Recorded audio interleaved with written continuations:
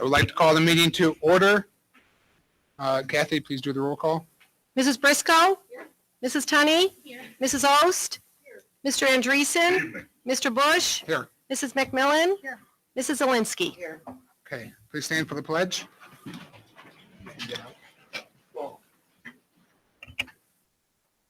Pledge allegiance to the flag of the United States of America and to the republic for which it stands, one nation, under God, indivisible, with liberty and justice for all.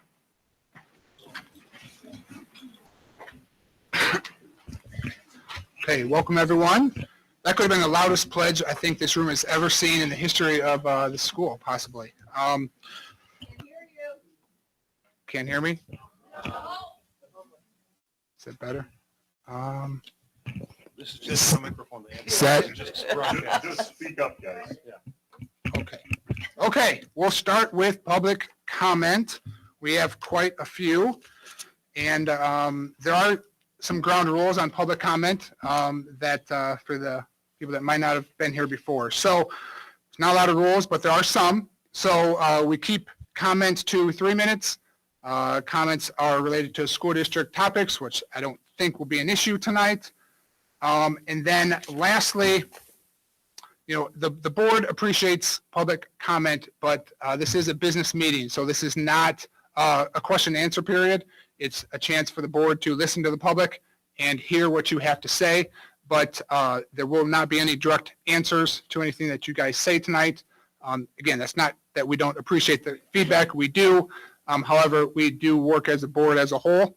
So we don't want individual board members, speaking on behalf of the board. We speak on the board's will, which is simply the board's majority. So with that, I will kick it off.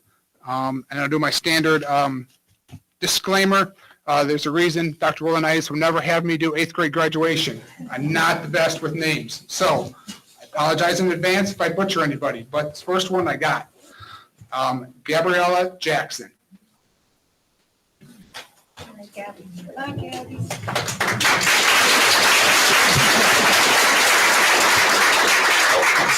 Okay.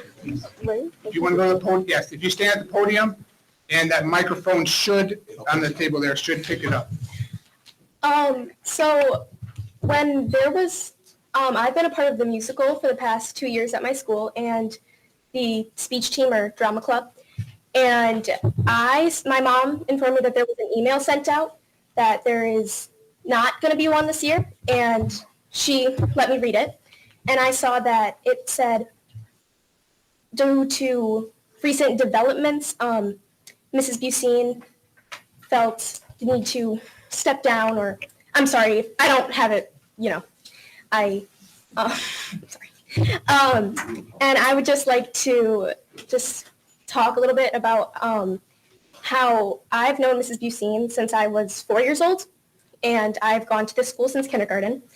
When I was in kindergarten, she taught me music and PE, and since then, she's been my director and my coach for speech team, and she has just always encouraged me and really, helps me be myself. And, last year, I was in 7th grade, and it was one of the hardest years of my life so far, with bullying and just overall. And I would wake up a lot of mornings not wanting to go to school. And I would, knowing that in advisory, I would get to go see Mrs. Busine because she would help me with speech or the musical. And that was the highlight of my days during that year. And pretty much just, she was like the highlight of my days. And she just has always encouraged me, and she's just a wonderful woman. And I don't have anything negative I could ever say about her. And yeah, since I was 4 years old, I've just been encouraged by this woman, and she's just a wonderful woman, and that's all I have to say.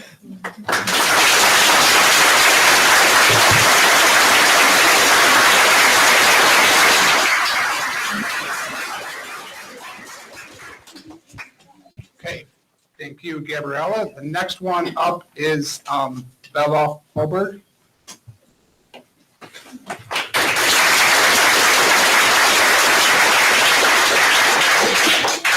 Hi, I know he already said it, but my name is Bella. And to start off, I, along with most of the other people wearing red tonight, am a theater kid, and I will probably announce it to anyone who's going to listen. So not only do I absolutely love doing theater through my school, but I got the opportunity to do a show over the summer. As I'm sure you all guessed, Mrs. Busine was the director for the show.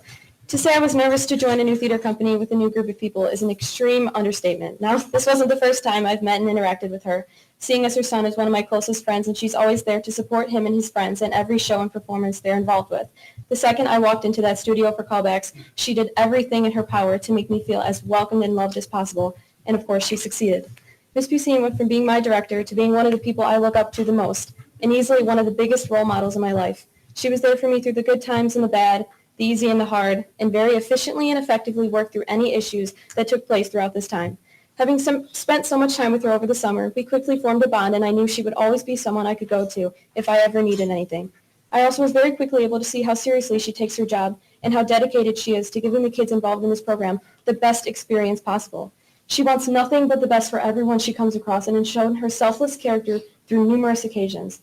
The summer was challenging for me, seeing as I had a lot of change happening around me, but coming to rehearsals every day and getting the chance to talk to her and spend time with her was a tremendous gift. Ask any of the other kids in this room, but every time she is mentioned, I respond with, and I quote, "I love Mrs. Busine. She is my favorite person ever." She gave me...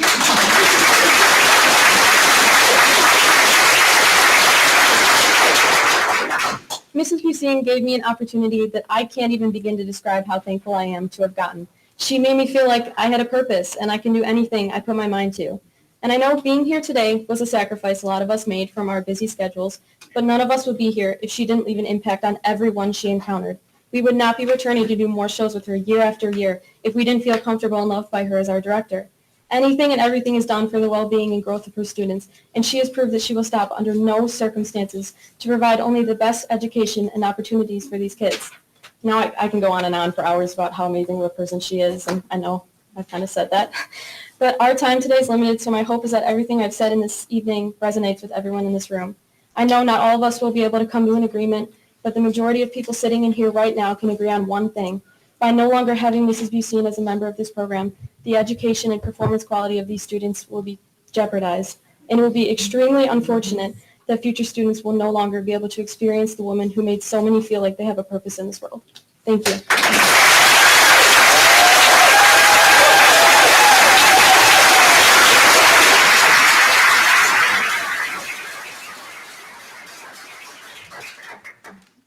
Thank you, Bella. Next up is Lori Geraldo. I was close. Yeah, very close, thank you. So I'm coming to the board as both a former parent. All three of my children have gone through the Mokena system. And also as a former music booster member here. And also as the Lincoln Way Central Music Booster President, in which I served all last year with Karen. So Karen and I have an extensive history in terms of working boosters, Frankfurt Fall Festival block booth. I can go on and on and on. So in the quickest space possible, as a parent, I watched my youngest shy little girl who was terrified of everything, suffered from a horrific anxiety disorder. And Karen was the first person to cast her. And she will never understand on any level how poignant that was as a parent. And how from that point forward, I watched my little girl blossom. And it was just the most incredible, heartfelt feeling. I am also a 30-year veteran teacher. This is my 30th year teaching high school. None of this is lost.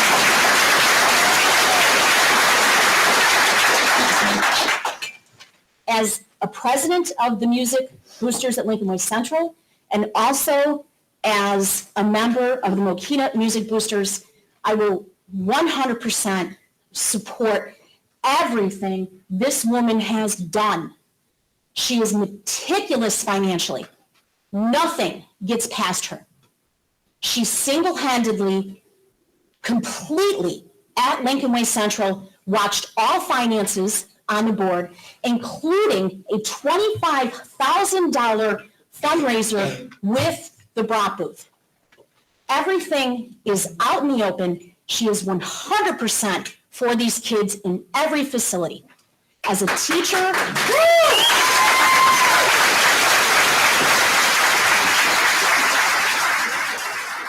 I don't know how I am on time here, but as a teacher, as a parent, as a board member, as a music boosters president of a high school, which is a very large endeavor, I would want nobody else by my side but Karen, emphatically.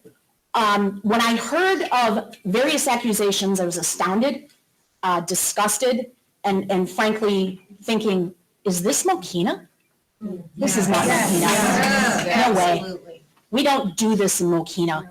We don't do this. That's what I have to say, and I think really this shows it all. Yeah.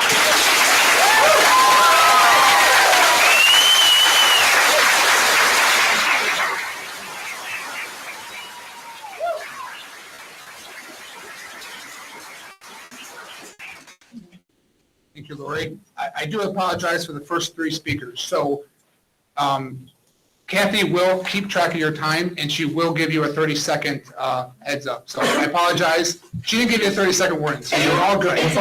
But she will give you kind of a 30-second warning, so you guys know better. So I apologize. I should have said that earlier. Next up is Sharon Coast.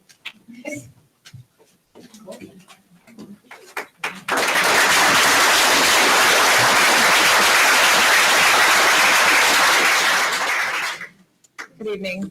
My name's Sharon Coase. It's a hard act to follow with a lot of what Lori said because some of it is very similar. My son is a graduate of Mokena, graduate of Lincoln Way Central. I was honored to serve on the board at Mokena Junior High Music Boosters. I can say, in case anybody doesn't know, I live across the street. I can tell you over the years, even before my son was in junior high, watching cars come and go, and especially seeing a certain vehicle that had like an Illini plate on it, we won't talk about it right now, that sat in front of that school for hours on end, trying to prepare kids for the musical. I could look out my kitchen window a lot of mornings and see that same vehicle out there because the kids were coming in for band practice in the morning. My son was the kid that was going across the street. He used to haul his trombone over here till he switched to percussion. Much easier for us, but again, to kind of follow what Lori just said, is that Karen has been beyond reproach. Everything we did with the Music Boosters was about the kids. There was always a part about finances, and it was always that no matter what, it was the money was to be used for the kids. Even though we made a profit on a musical, that money was going to be used for a purpose. There was never a doubt that it was going to anywhere else but our kids. And I had to say this from a different angle too. My real job, I am a Deputy Chief Probation Officer in Cook County. And I'm going to tell you, it's a tough job. And I see a lot of stuff hopefully y'all will never see. I'm looking at these kids right here. These are kids that are outstanding, that are not going to come my way because of people like Karen that put their heart and soul into what they do.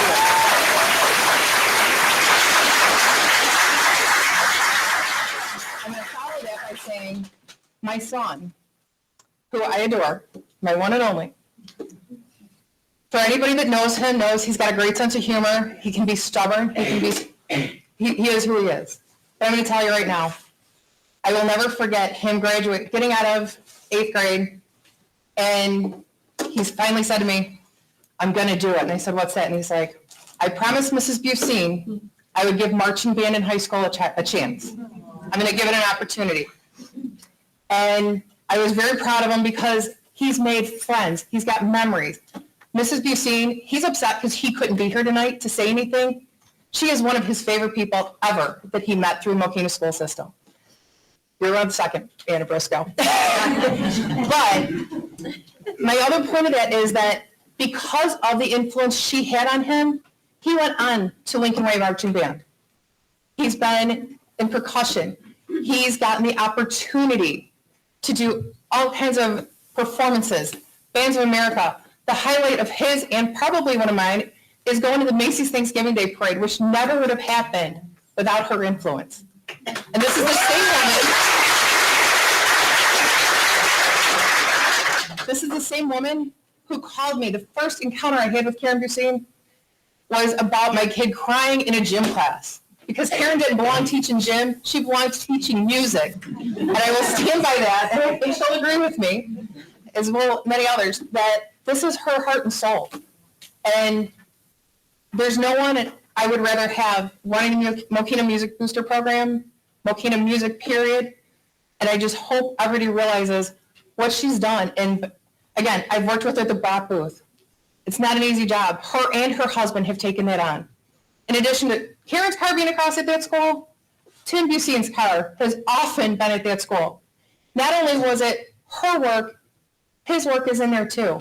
Taught my kid how to use a power drill, a cordless screwdriver, things like that. There's a lot of stuff that Karen has had an influence on that people don't realize. And I really think any of these things that are being questioned, you really need to know Karen to know that it's not really true.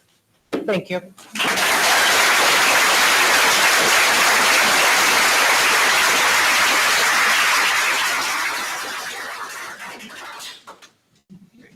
Thank you, Sharon.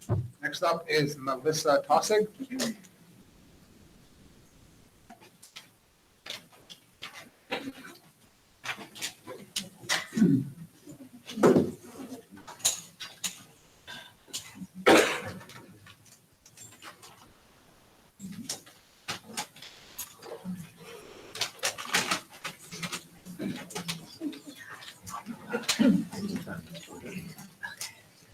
Right here. Yeah, okay.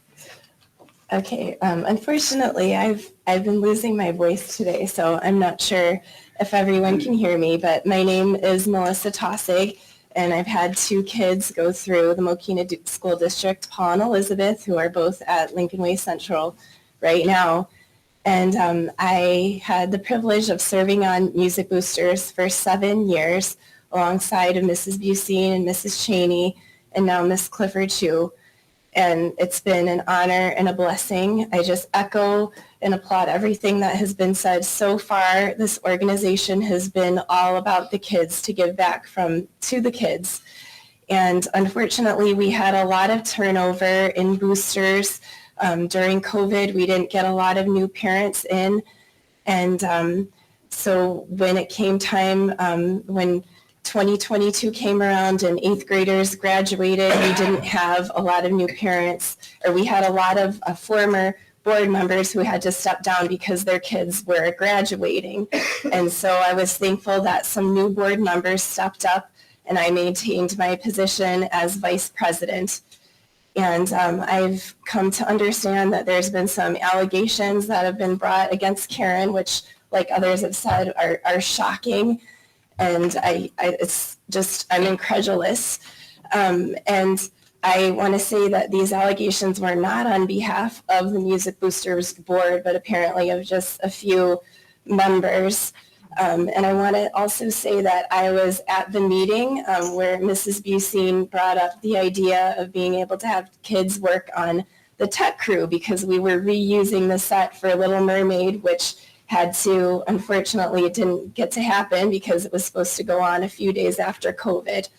And so she had the creative idea of letting kids work on a set for Street of Dreams. There was no money brought up. It was all about the kids, getting the kids on the tech crew still getting the opportunity because they didn't have a new set to work on.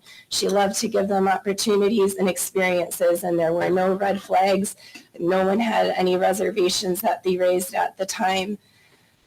So I'm so grateful. If there's a silver lining out of all of this, that just to see everyone here is just really amazing. And we love you, Mrs. Busine. We're so thankful for how you've invested in the lives of all of our kids. And I hope after tonight that your name is cleared and we can all move on and just celebrate.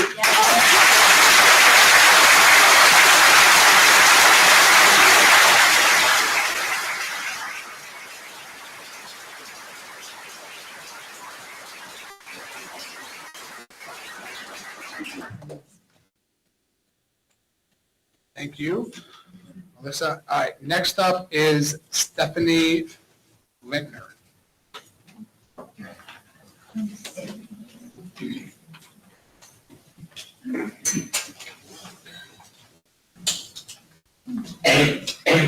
Hello, everyone.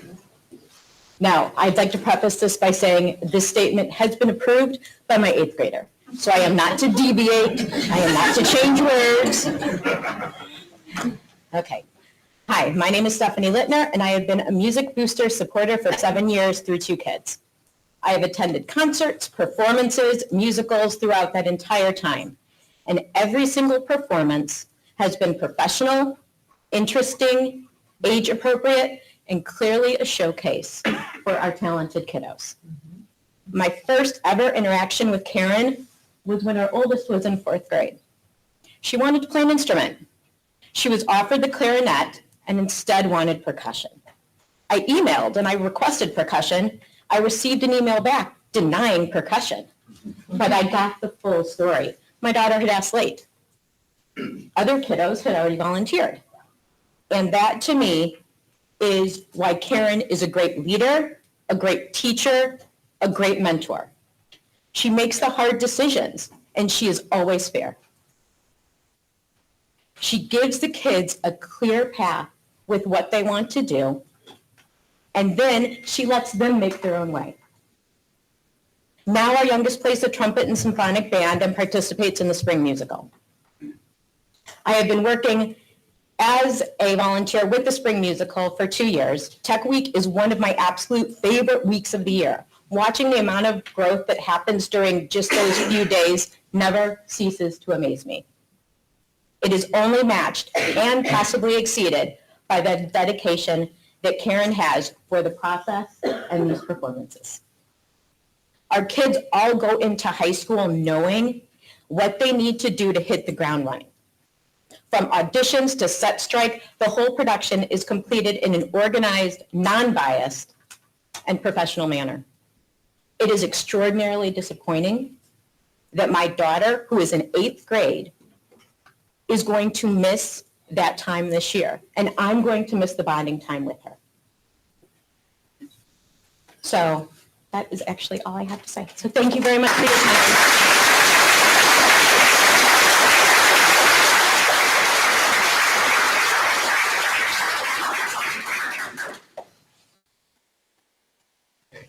Thank you, Stephanie. All right, we're going to change gears a little bit, and next up is Linda Kraus.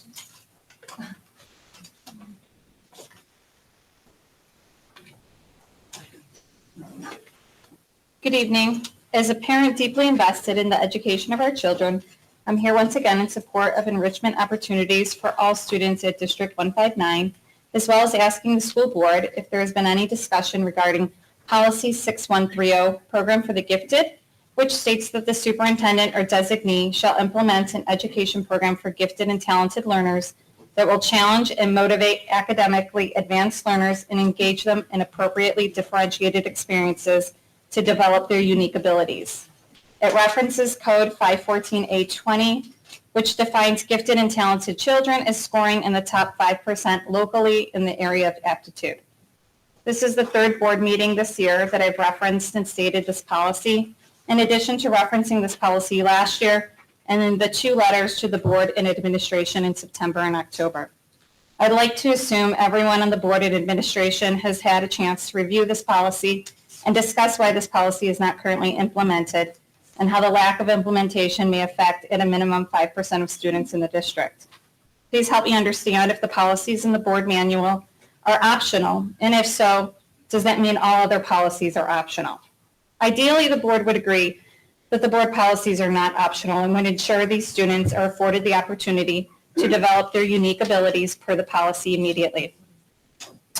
I would like to express my gratitude to Dr. Cohen and Dr. Johnson for attending the Illinois Association for the Gifted Conference in October and interviewing a few candidates for potential consultants in enrichment.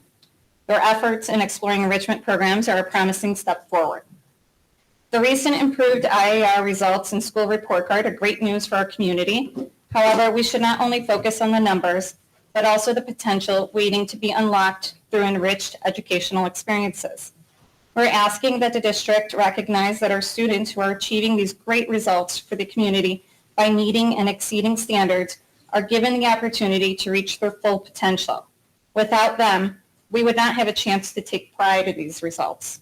It's important to acknowledge that our students' current success is a testament to the efforts of teachers and support from parents. Requesting enrichment opportunities is not a critique of our teachers. Rather, it highlights their effectiveness and suggests that with additional support from the board and the district, our students can further flourish through the implementation of the gifted policy and a successful enrichment program. Thank you.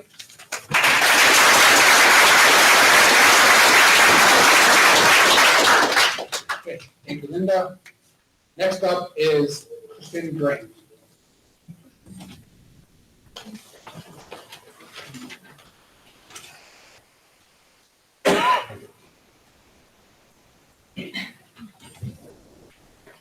I just want to agree with everything that everyone else has said about Karen. I love her.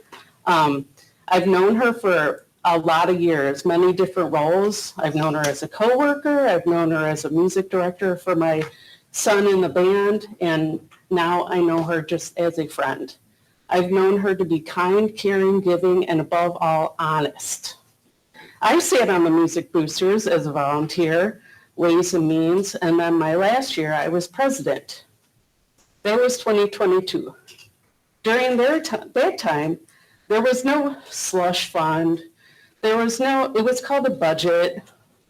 Any of the music directors needed money. They came to our meetings. They asked for money. We gave them money. They never had control of any of the accounts. Everything was above board. She could purchase anything, but the board had to vote on it. Honestly, okay, I am 110% confident that Karen has done nothing wrong. Her only fault is that she cares too much.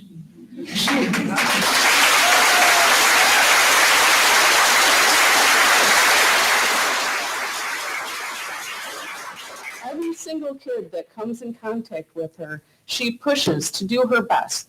She cultivates their talent, whether it's playing an instrument, playing a part in the school musical, or building an elaborate set. There is nothing that Karen does wrong, in my opinion. If you want to look at something, maybe you should look at the Music Boosters as a whole now. I left 2 years ago. The books were fine. Everything was in order. And now, what happened? It makes me sad because now the kids aren't getting what they need.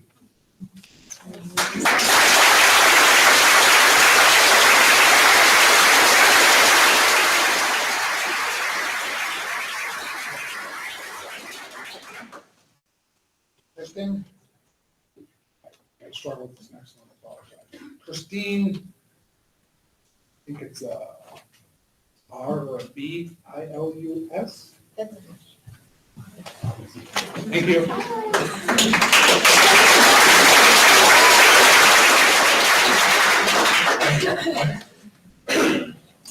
Good evening. My name is Christine Bilas. I'm here primarily as a parent, but also as a fellow educator. I've been teaching special education for 18 years. I've unfortunately been in similar shoes to Karen, and I have to say that it's instances like that where she's being, bullied and things that make teachers leave. I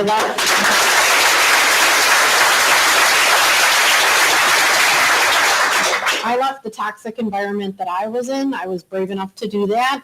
And it was really, really hard because I still have pictures. I still cry in my heart over these kids that I had to leave behind. One of the toughest decisions I've ever had to make. It affected my mental health. It affected my physical health. It's not something that anybody should have to go through unjustly. It's really tough as a parent. I've had 3 kids come through this school. My daughter's my youngest. She's in 8th grade, and she told me that if she had known that last year was going to be her last final bow after Little Mermaid, that she would have savored the moment a little longer. So it's really sad. And if you think that these decisions, these accusations don't have an effect on those children, these are the people that are service. This is who we're all here for, right? I know Karen's here for them.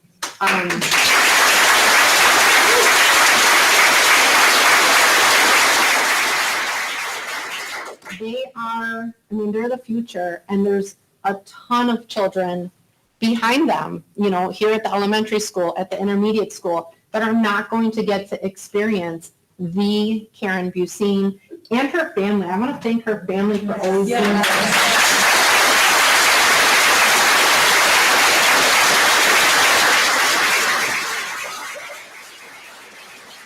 My daughter, my son was in the 5th grade talent show. What does the fox say? He got to experience her. My middle son got to experience her. My daughter is Mrs. Busine this, Mrs. Busine that. Well, Mrs. Busine. And I was like, well, what are we, chopped liver? It's all about Mrs. Busine. And if we take anything away from that, it's that we know that children know the good people, right? Like they kind of get those gut feelings.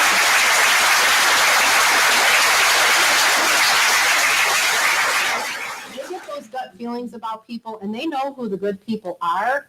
And it's a testament to have so many students, former, past, present, here tonight in support of Karen. So if there's any question about her character moving forward, whether she should be part of the music program or not, that may also be up to her. And I support whatever decision she makes, because like I said, I've been in her shoes, and it's not an easy decision to make. But you should not look at Karen, you should look at this room. So that's all I have to say. Thank you.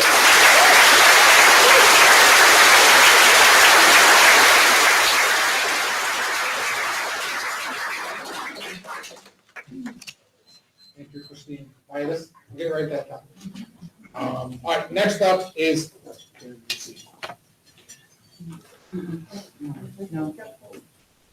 She pulled that. She pulled her. Okay. You for that. Next up is Keegan.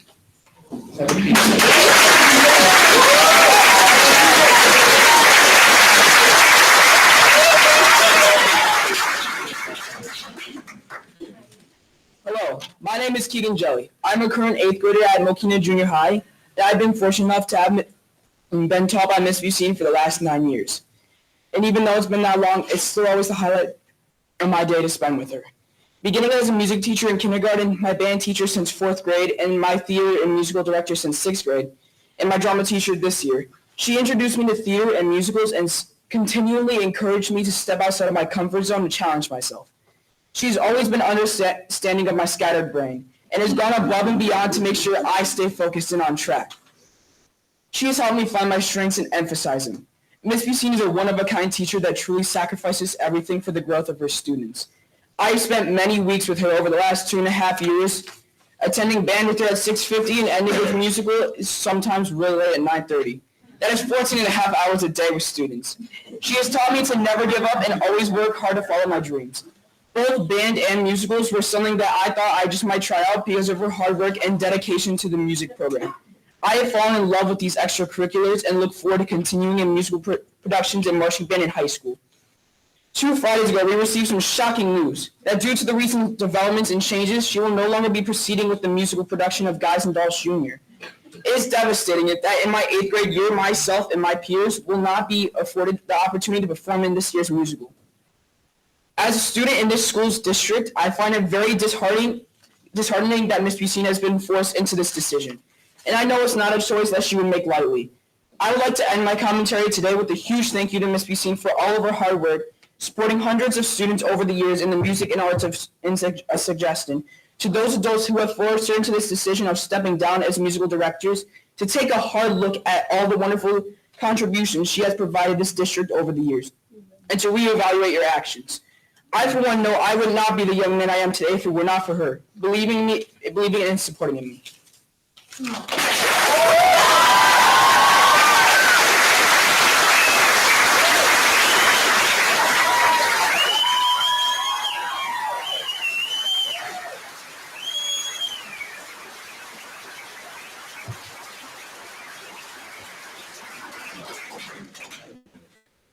Good job.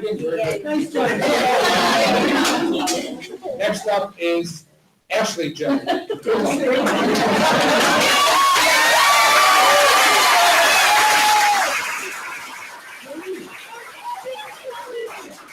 unfair. Oh, I don't want to follow that one. Good evening. My name is Ashley Jelly. I'm the mother to 4 students in this district, and I am here tonight as a concerned parent. It has come to my attention that there has been a gross misuse of time and resources by a few current board members. 2 weeks ago, parents were made aware that Mrs. Bucine would not be proceeding with this year's musical production. Last week, via a fake profile on Facebook, a slanderous and liable post was made in a page moderated by a current school board member.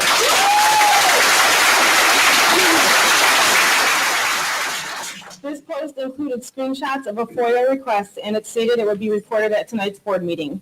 I'm wondering how something that is to be reported tonight was leaked to the internet a week ago. Correct me if I'm wrong.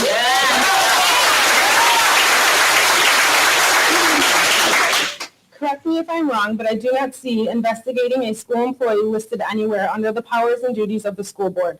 In fact, according to section 2-20, to the extent allowed by law, the board shall defend, indemnify, and hold harmless school board members, employees, volunteer personnel, mentors of certified staff, and student teachers. Furthermore, it is your duty as a member of the school board to know the difference between governance and management. You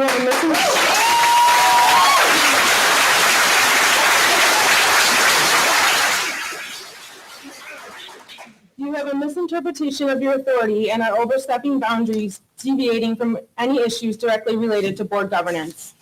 So I have a hard time wrapping my head around a group of grown adults conspiring together to compile a list of allegations against a respected pillar of this community.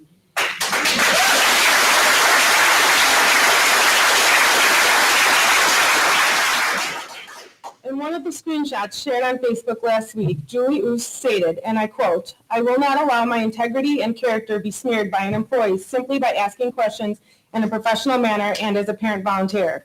It is discerning how it is okay for allegations to be made against Karen's integrity and character, and it is expected to be that she will not defend those accusations."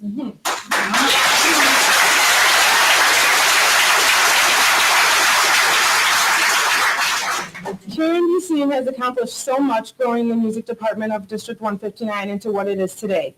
She has been and continues to be an inspiration and mentor to hundreds of students in and even out of the school district.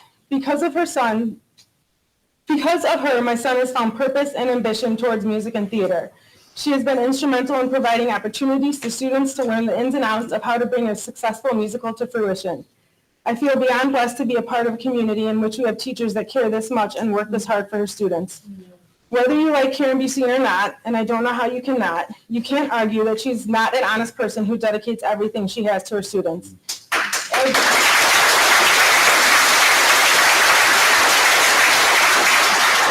As it was already stated many times tonight, her only fault is that she cares too much. I pray for everyone involved in bringing allegations against Karen that you never find yourself on the receiving end of someone else's pernicious agenda. I would also like to add that I am speaking on behalf of several community members tonight that would have liked to express their support for Karen, but after last week's malicious Facebook post, they are in fear of retaliation. Thank you.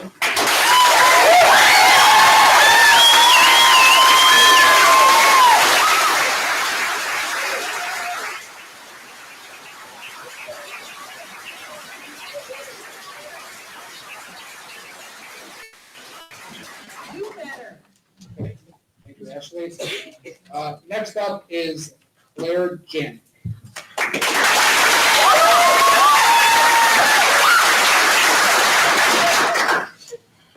Hi, I'm Claire Janik, and I've been doing theater with Mrs. Busine since 2020. I've never been to a school board meeting or anything like this, and let alone spoken at one. But knowing Mrs. Busine, I have the courage to do this. Mrs. Mrs. Busine is one of the most caring and dedicated people I know. She has put her heart and soul into every performance that she directs, putting magic on stage. I've never felt unimportant when I'm with her because she knows how to include everyone and make anyone feel like they're at home. I wish every day that I got to experience school theater with her as well. Nobody will ever be able to give her as much credit as she deserves because she just deserves so much. Mrs. Busine cares about her work and the shows and the music she's creating, but most importantly, Mrs. Busine cares about the kids that she's creating the shows with. She has always made sure to have a fun, safe, loving, and hardworking environment. And I and every other kid that you got an email from or anybody that's wearing red, and so many more, will always love her for that no matter what. It would be a shame if Mrs. Busine couldn't continue to share her talents and visions with the students that love her so much. Thank you for listening.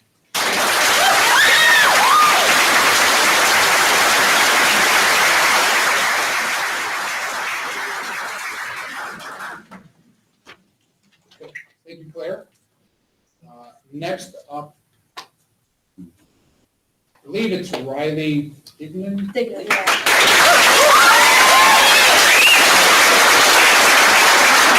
Hi, I'm Riley Dignan. Strong, encouraging, and independent. These are the words I think of when I look at my amazing director, Mrs. Busine.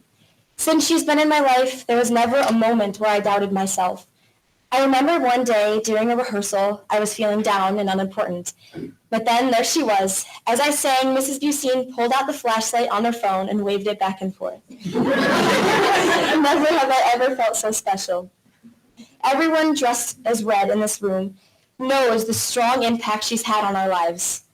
I hope you leave today knowing that false accusations do not only affect the one being accused, but the multiple students who will no longer have the guidance and expertise provided by a strong, encouraging, and independent teacher. Thank you.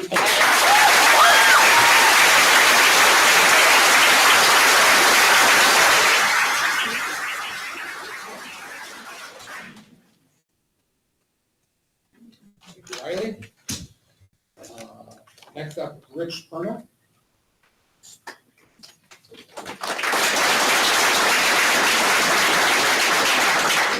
Good evening. I don't have any children in the Mokena School District right now. My wife and I lived in Richmond Park, and in 2001, my youngest son, who's now 34 years old, was going to enter 8th grade. And we saw a decline in the education he was receiving at our former district. They basically did away with the gifted program. And we could see the results when he would come home from school. So we made the decision in 2002 to build a home in Mokena, and we moved here and started our son, Anthony, at the junior high school. He was frightened, like all kids would be. He was losing his friends from his old school district, and we were worried about the quality of education he would receive. Very quickly, we found out that he received warmth from his teachers. He made good friends. He got a great education.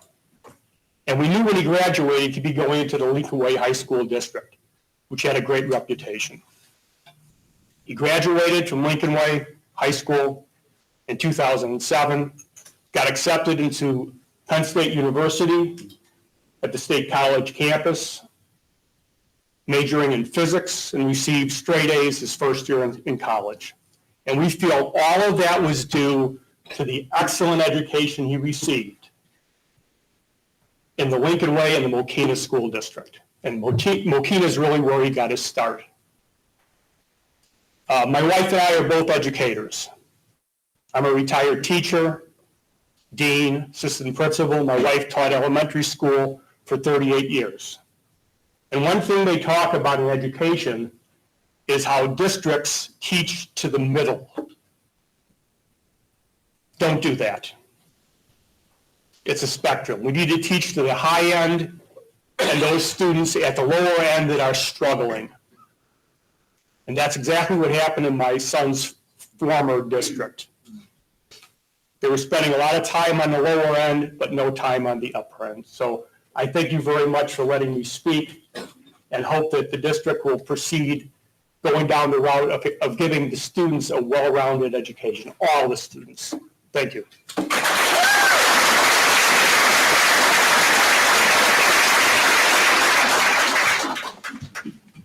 you, Rich. Next up, we have Lori Kornmuller.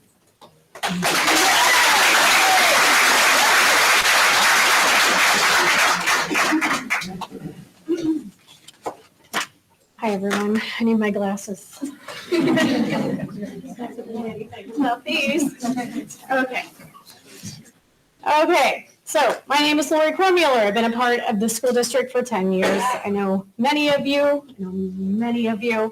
I wish I was up here thanking our school board for their dedication of our students on this Illinois School Board Member Day, but this current board seems to be losing sight of what it means to have dedication to our students, where the school's motto is children are the first priority.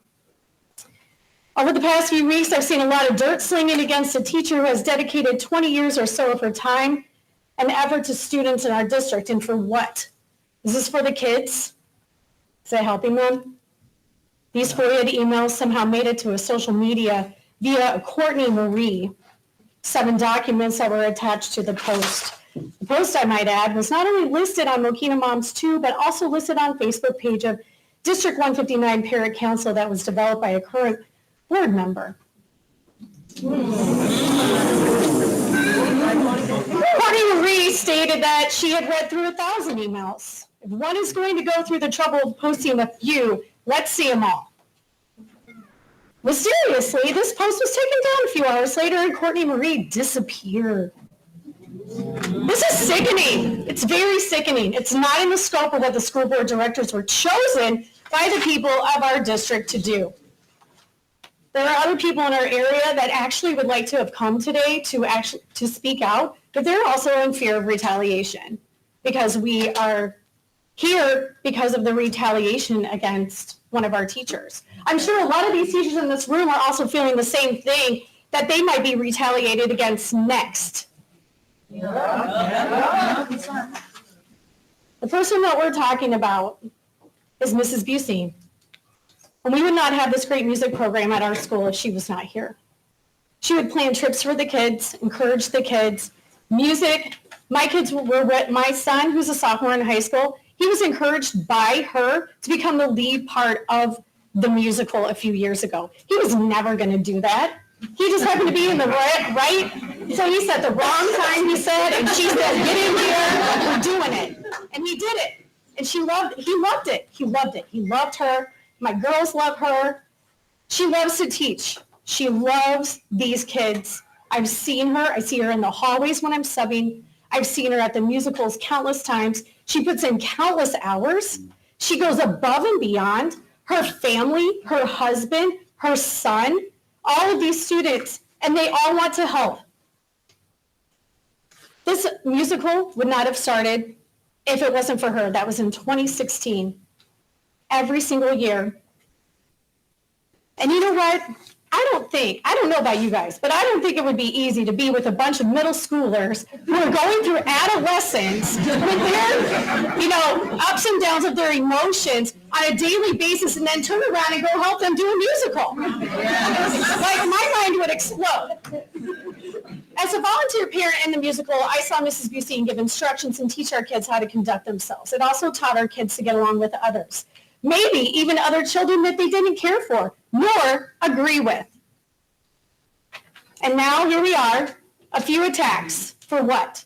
For all of us to be here and speak up, take precious time of our lives. And not only would she do this for our kids, her family would come and support her like they are here today.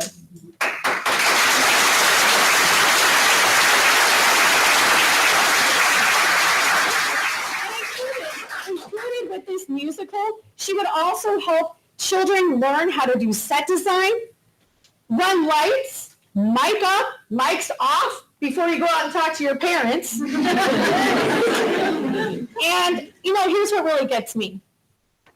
Why are these emails that were listed on this Facebook page from questioning her motives from early 2023 being revisited and asked about in September? Weren't the kids and parents asked if they would like to do this back then and everybody was in agreement? Oh, that's right. We had a different school board then. We teach our kids, and we want our kids to do the right thing. We want them to be honest. We want them to be fair. We want them to do the right thing. I think we all do, right? All of us want our kids to do the right thing.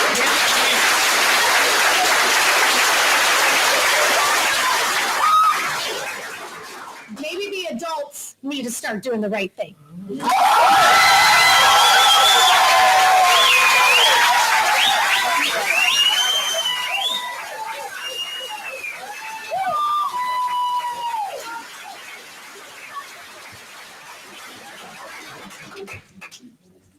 Shame. Okay, last but not least, Lana. I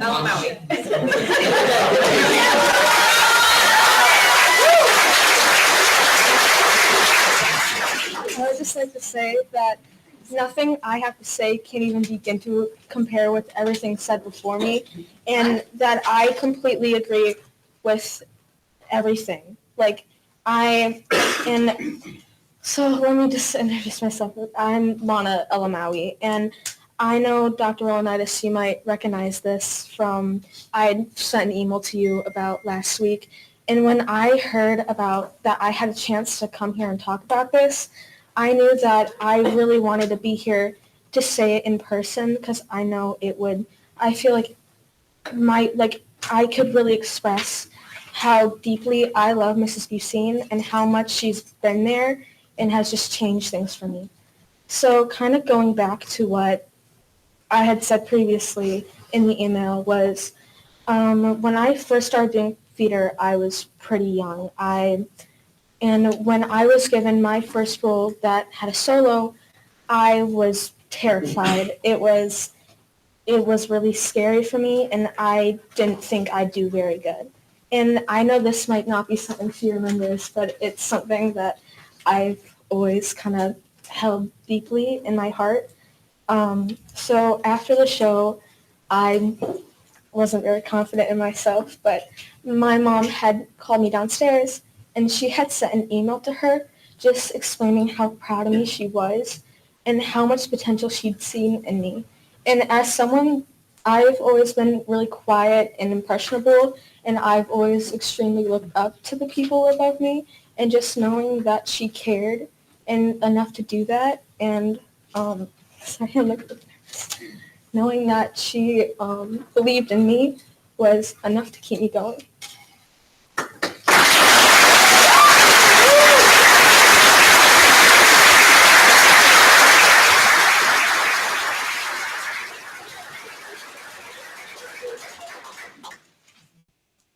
Okay, thank you everyone for all those public comments, especially the students there. I know it's pretty brave to, I don't think I could in 8th grade or junior high get up in front of a bunch of adults and speak like that. So I do appreciate that.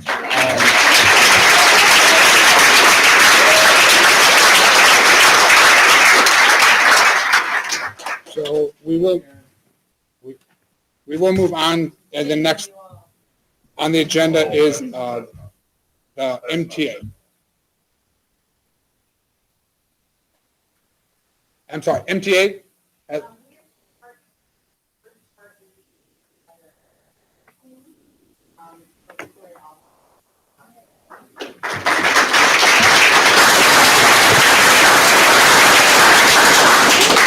Hello. I was just going to fill you in on what's going on in the 6th grade world. We have some of our 6th grade teachers here tonight. For ELA, we have Mr. Boone and Mrs. Zebo back there. We've been working on, for the past 2.5 weeks, the 6th grade ELA team has started the first potential curriculum in the MJHS curriculum piloting process. The purpose of these pilots is to see if either of these programs will enhance our students' learning experience. We are currently piloting the Amplify English Language Arts curriculum. The first 2 weeks have been focusing on writing narrative process. They will finish the second quarter pilot by reading excerpts from Roald Dahl's 1984 memoir, Boy Tales of Childhood, which describes his childhood. In January, they will be piloting a second curriculum by Study Sync. In science, which that is myself and, there's Taylor, Mrs. Martin. Currently, our students are working on energy, forces, and motion. They are engaging in hands-on investigations every week that enhance their understanding of scientific concepts. Before winter break, the students will use their knowledge of energy, forces, and motion to work with their science teams to create a catapult that will propel a Nerf ball the longest distance. At the conclusion of the Energy, Forces, and Motion unit, there will be a field trip to iFly, where students will be able to see concepts of Newton's laws of motion in action through various demonstrations and lessons. In math, Mrs. Sievert and Mrs. Panazzo are here tonight. Our students are currently working hard on extending their understanding of division and are using this standard algorithm to fluently divide whole numbers and divide decimals. Good luck. We're approaching the conclusion of Module 2 the coming weeks and gearing up to start Module 3 on rational numbers. All math classes in 6th grade are advancing at a faster pace compared to the previous year. Additionally, the enrichment program, which they have 2 classes, is progressing swiftly, successfully completing all 6th grade standards already and have started Module 1 of the 7th grade curriculum. In history, which we also have Mrs. Martin and Mr. Lampkin couldn't be here this evening, our students are currently working on their agriculture advertisement project. Students are making commercials, creating newspapers, billboards, and more. Students have also made phenomenal progress on our practice IAR readings. Every Wednesday, students complete a reading excerpt with corresponding questions similar to what they would see on IAR in the spring. Students have been tracking their progress individually as well as a class.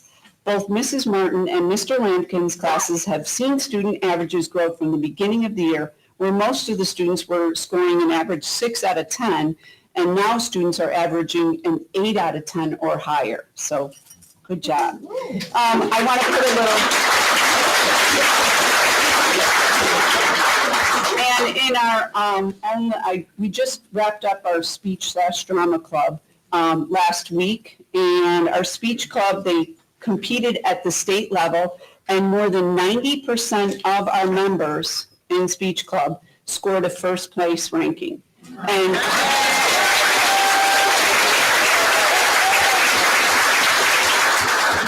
some of them are here, a lot of them are here. I have to brag, 2 of our duet events received a special recognition, the Judge's Choice Award. This is the highest recognition that is earned in Speech Club, and one that MJHS has not received in about 8 years. MJHS hosted the whole competition for the region. It was a huge undertaking for me, and one that I could not have done without the expertise and experience of my uber talented co-coach, Karen Busey.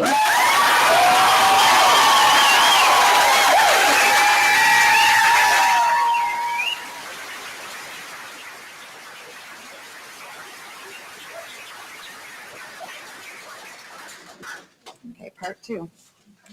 My name is Heather Sullivan. I'm the co-president of the Mokena Education Association, and here's my co-president, Debbie Blank. We'd like to address you today on behalf of an MTA member that has been unfairly targeted and bullied, both online and in our school community, by 2 of our district board members who sit in our room tonight. I'm not going to name the teacher because she has done nothing wrong. Yet I am still forced by the behaviors and actions of those elected to the board to talk to you about all of this tonight. It is truly unreal. So while I won't name her, I will say that she's a lifelong member of the Mokena community, a parent, a taxpayer, an outstanding and devoted educator. This teacher is a passionate advocate for the transformative power of music education. For the past 2 decades, she has poured her heart and soul into building and nurturing Mokena's music program. First as a member of the Music Boosters and later as a dedicated band director. It has been a labor of love, one that has required countless hours away from her own family. Yet the joy of witnessing the growth and success of her students has made every sacrifice worthwhile to her. Her commitment to Mokena students have never wavered. She fought alongside the boosters to keep the music program alive when faced with adversity. She introduced extracurricular activities like marching band and pep band before COVID and initiated the first ever musical program impacting the lives of hundreds of students.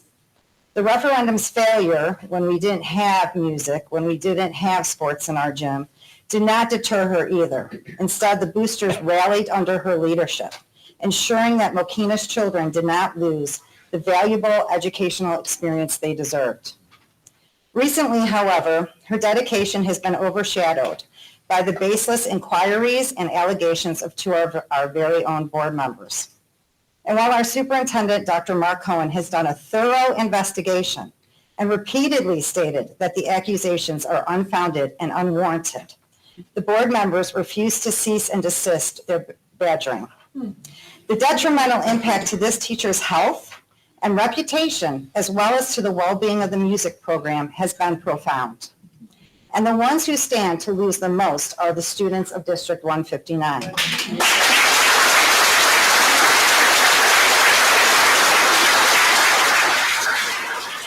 The very individuals this board has taken an oath to uplift. I want to take a moment to remind you of the Illinois School Board Oath. This is the oath every school board member who is elected into office pledges to abide by. The oath reads in part, I shall strive to work together with the district superintendent to lead the school district toward fulfilling the vision the board has created, fostering excellence for every student in the area of academic skills, knowledge, citizenship, and personal development. Time and resources spent relentlessly and baselessly attacking a teacher's character are not a part of that oath. No. We are in the middle of a teacher shortage. It is at crisis level. It is not just here in Mokena. We cannot find enough teachers throughout the state and throughout the country. When you see a situation like this, where a committed, devoted, talented educator is being targeted for literally no reason, it's not hard to figure out why we cannot find enough people to work in our schools.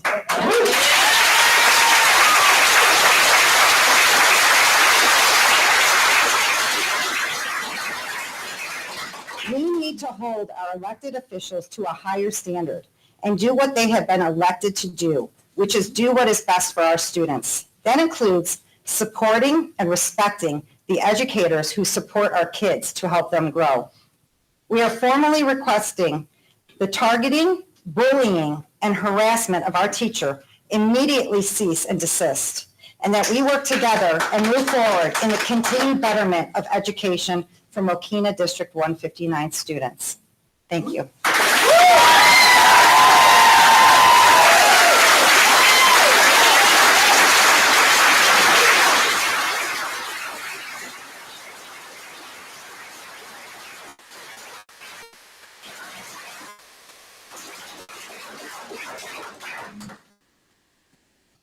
Okay, thank you, Debbie Heather, and thank you for the sixth grade Jean.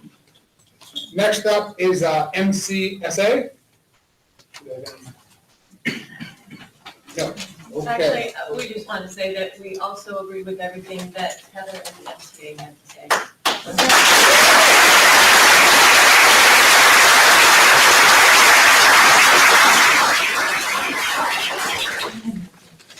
For that, MCSA. Next up is MEF. Okay, PTA.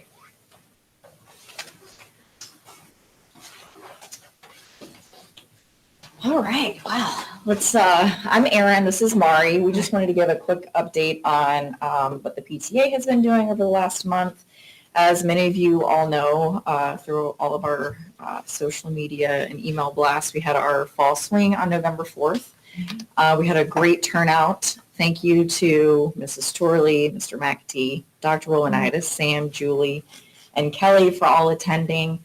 And all, of course, the teachers who were there. Mrs. Blank too. Yeah, I don't know who else is here for the teachers, but we had about 100 people show up. We did great with fundraising. Overall, we're still reconciling everything, but I think we doubled what we made last year. We tripled what we made in sponsorship donations, $16,500, which is amazing. And again, this is split between MEF and PTA. It was a joint effort by both organizations. We all put in a tremendous amount of time.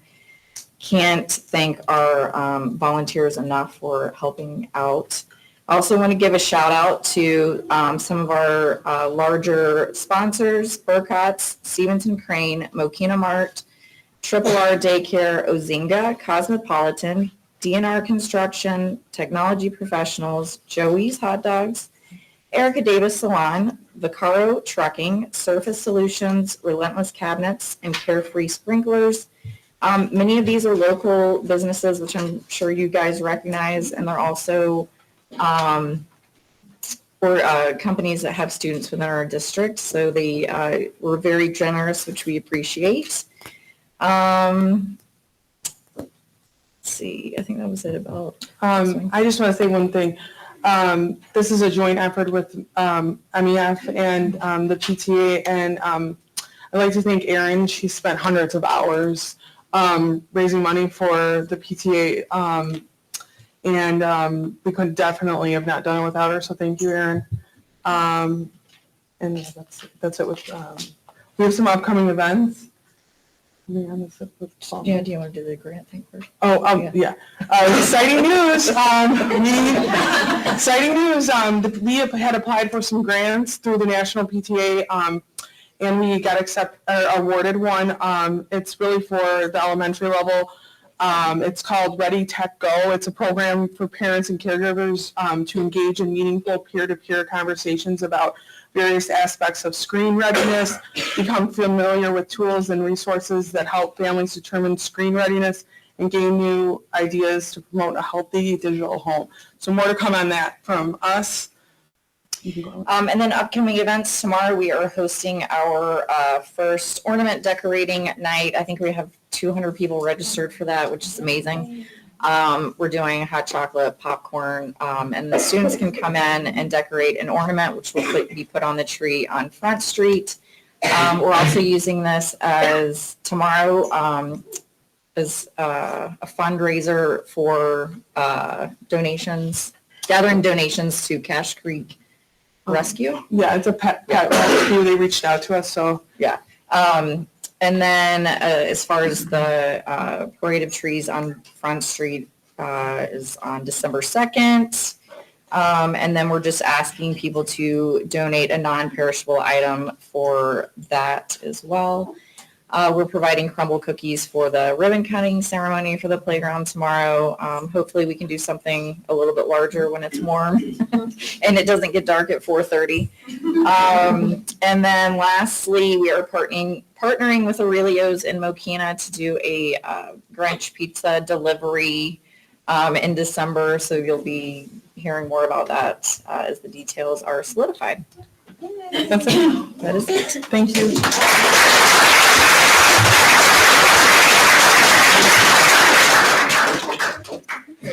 PTA.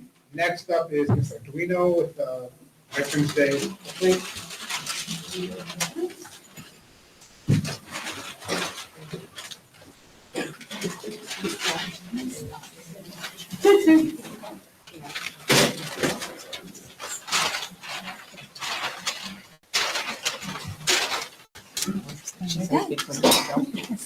All right, hello. All right, so first we're going to talk about Veterans Day and how it looked over at the junior high. So Taylor Martin ran everything over there for me, got everything running. In honor of Veterans Day, the staff and students of Mokena Junior High had the opportunity to honor our nation's heroes in a number of ways. We started the day with a patriotic presentation by the members of the Lincoln Way Junior ROTC. Their annual presentation recognizes and honors the members of all branches of the armed forces. Instead of attending class as usual, all the students were able to attend a presentation by local veterans during their history class.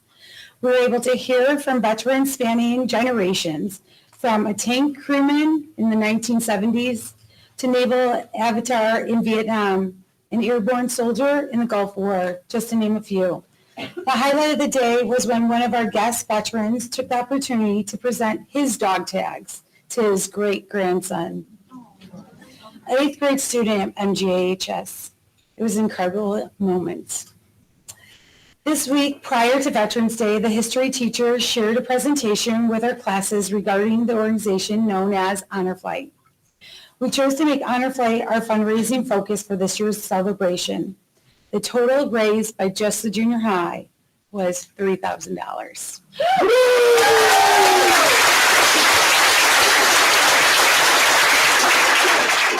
We also contributed to donations collected by the district to Manteno Veterans Home.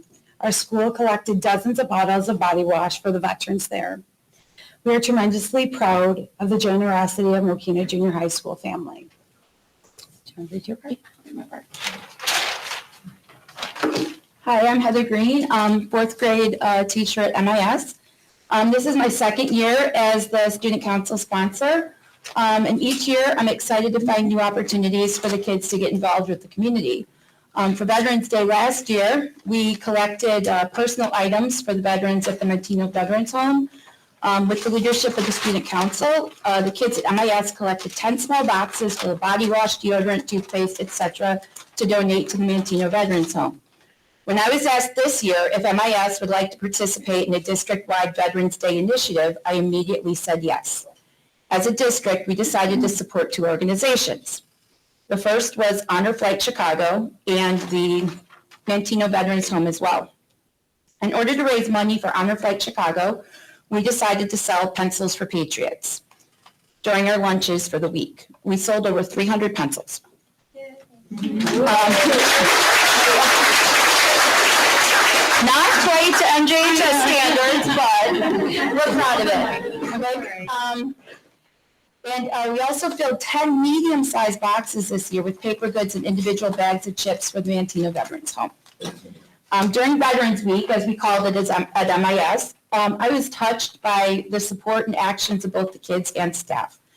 Several of our classrooms made cards for the veterans to thank them for their service. While I was packing up the cards to send to the Manteno Veterans Home, I noticed that one student had taped one of the pencils to the inside of the card. But probably the most touching moment during the week was when 2 4th grade boys came up to me during lunch and on 2 consecutive days, they together purchased $68 worth of pencils. Wow. They then handed the pencils to all their friends. I asked the one boy who was in my homeroom where they got so much money, just out of curiosity. And of course he said that he and his friend had run a lemonade stand and had this money and didn't know what to do with it and decided to donate it to the veterans.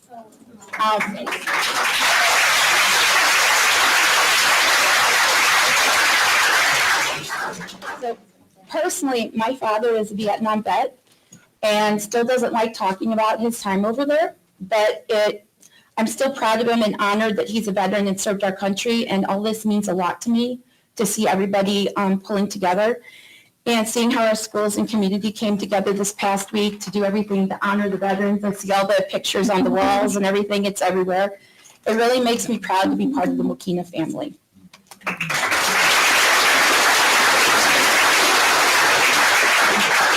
All right. Here at MES, a few years ago when Rachel started MES, I asked her if I could bring a Veterans Day assembly here to Mokena. I wanted to honor my father. She, of course, was very excited to support this since she also came from a military family. As the years have gone past, we did have this thing called COVID that put a little halt in our assembly and stuff like that. But last year we were able to bring it back. This year we were able to honor almost 100 veterans and their guests here at MES.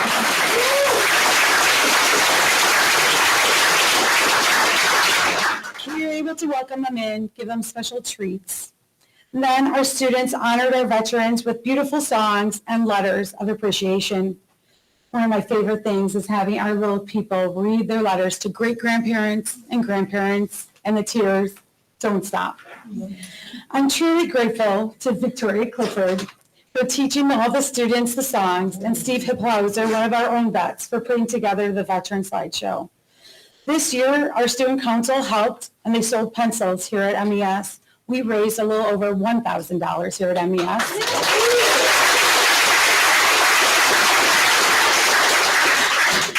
MES has also collected a truckload of items that are in the Commons that I will be driving down to Mantino Saturday morning for the vets. Last year, when I heard Dr. Rolanitis mention that they did something at junior high, I jumped right on the idea. I emailed him the next morning. I said, wait a second, who do you have as a contact over there? And he told me about Taylor. So I emailed her right away, and we got that ball rolling. I already knew Heather Green because we had worked with each other last year to collect items. But now I could go a little bit further and get some more things in place here in Mokena. And luckily, Dr. Cohen said that was good to go, and we got the okay. I am beyond excited to be representing Operation Education, which is our section of Honor Flight Chicago. Tonight, Mokena 159 has a check to donate $4,500.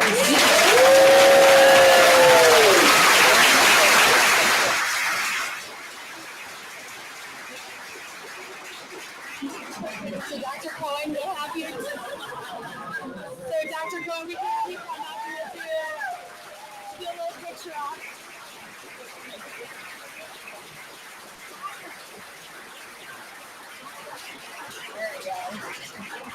So our mission with Operation Education is to connect, educate, and inspire our students on the men and women who have served our country so proudly. And I think Mokena has definitely done that this year.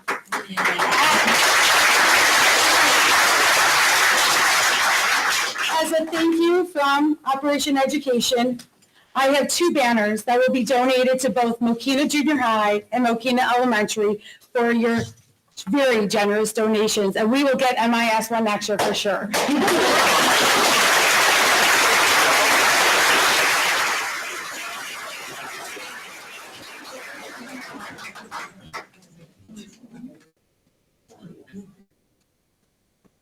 Thank you.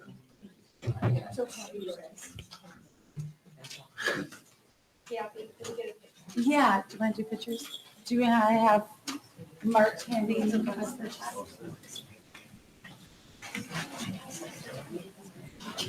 Yeah, have they come back up? Oh, it's gonna come back up. Okay. Picture up real quick. Do you want to do with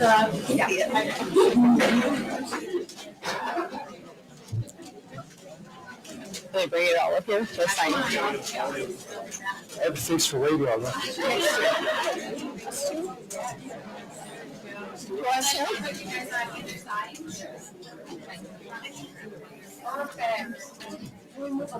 Yeah, absolutely.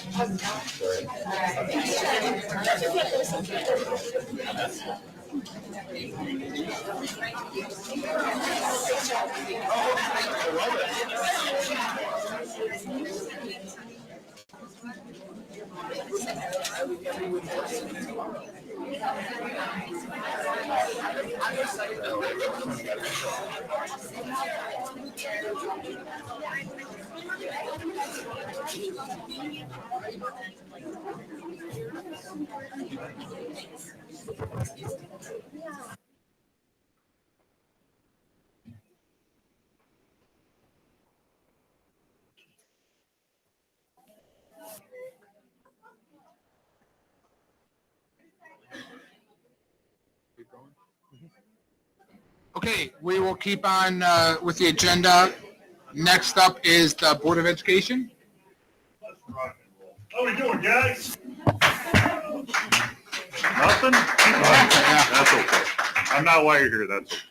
I want to talk to you guys about courage for a moment. Some of you are very young. Some of you had the courage of your convictions to get up here and say something. That takes guts. Guts like our veterans. Guts like my grandparents that served in World War II. Guts like my father who served in the Army. I don't take this lightly. The last 5 months on this board have been the most challenging in my 10 years. And I'm sick of it. I'm absolutely sick of it. Karen is a good person. And I'm a little surprised Tim's not in a Chewbacca costume because God bless, I know she loves that guy. She is a good person. I had the pleasure of building sets a couple times. I saw a lot of families in there. And I saw a lot of kids looking for an opportunity that were given one. Whether they thought they were worthy or not.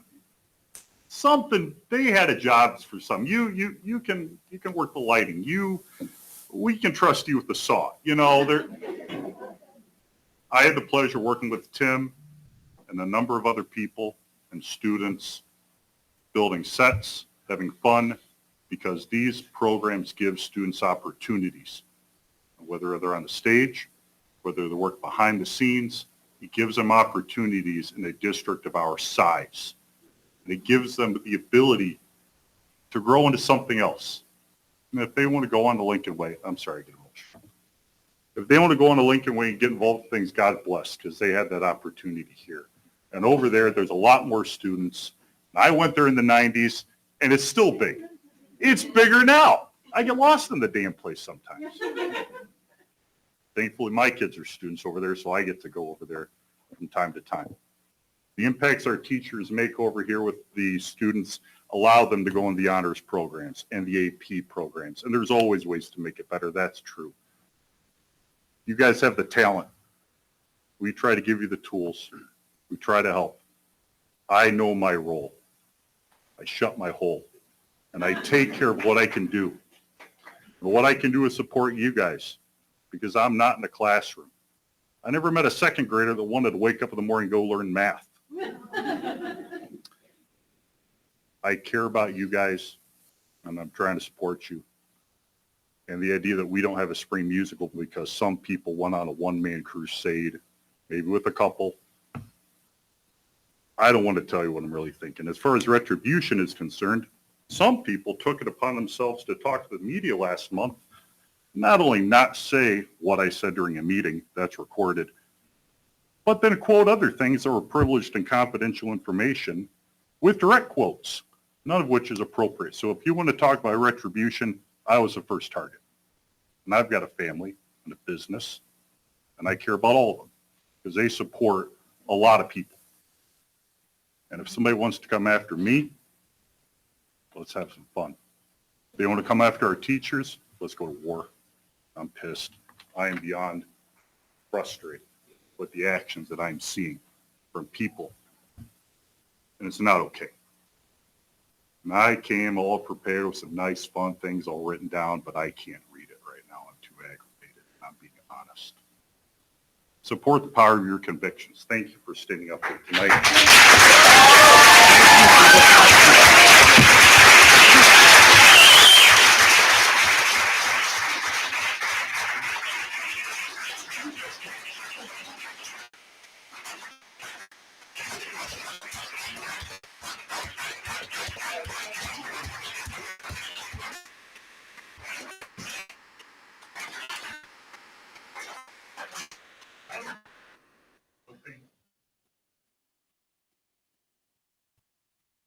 Well, I'm not going to be able to beat that, but I want to thank all of you kids for coming up and having bravery to speak your minds and say what you guys all said tonight.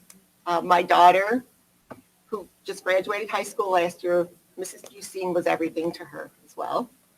The musicals were everything to her, but I'm not sure who loved the musicals more, my daughter or me, because I was back there with Mrs. Busine doing costumes with Mrs. Maves, and I don't know who had more fun, but Mrs. Busine has done so much for you all, and I just thank you guys for speaking up. I thank everyone for coming tonight.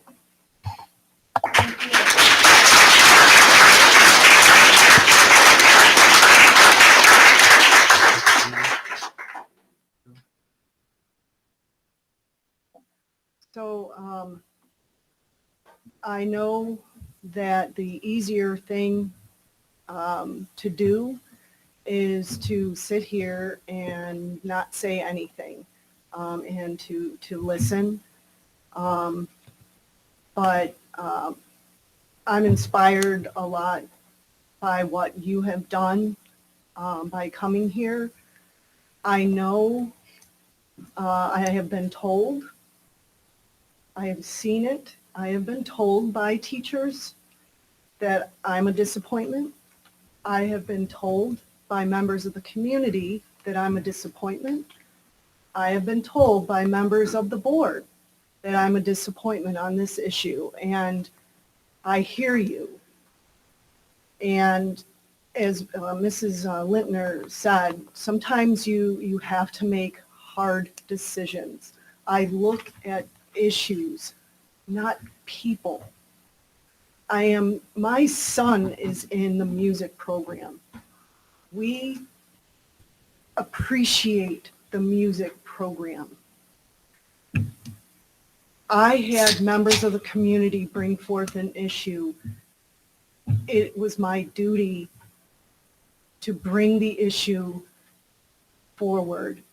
I am very sorry that the issue became part of a post that I wanted no business being in the public. I went to these schools. This is my community. I care, and I'm sorry I have disappointed you.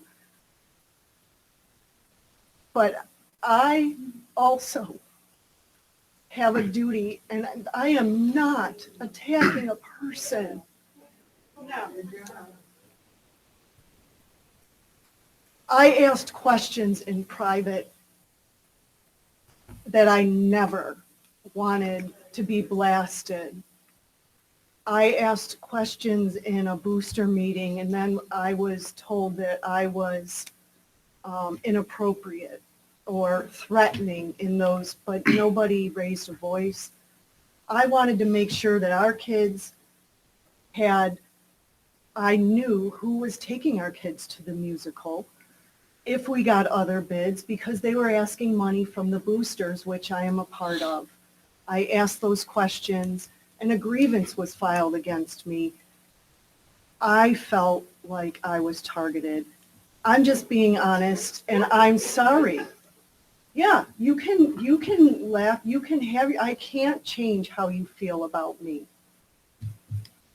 I can't, and I won't, and I see that. I applaud you for what you have done and come in here. I do. But I also need to feel good about what I was doing in bringing forth issues that members of the community who elected me also asked me to bring forward, and I did that. Would I do it again? I'm sorry. My door is always open. I could just sit here and not say a word and have this all played out in Facebook. I don't even go on it anymore. And it's a shame. I want you to feel like you can come and talk to me. I do. You can laugh, you can not take me at my word, but I'm looking at you, telling you, you have my word, you can come to me. I went to the union, I talked to them, I offered to talk with the music department, and I'm sorry that it's playing out this way. And,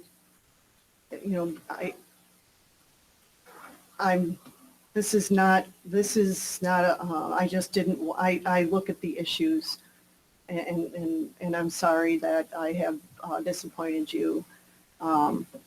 And the only other thing that I wanted to say was thank you to Ms. Arduino for the invitation to the Veterans Day. It was a fantastic program. And thank you to Mrs. Grice and to Mrs. Coker for the wheelchair event. It was amazing. And I just want to say that I may have disappointed you here, but I support you, and I hope you take me at my word. Thank you.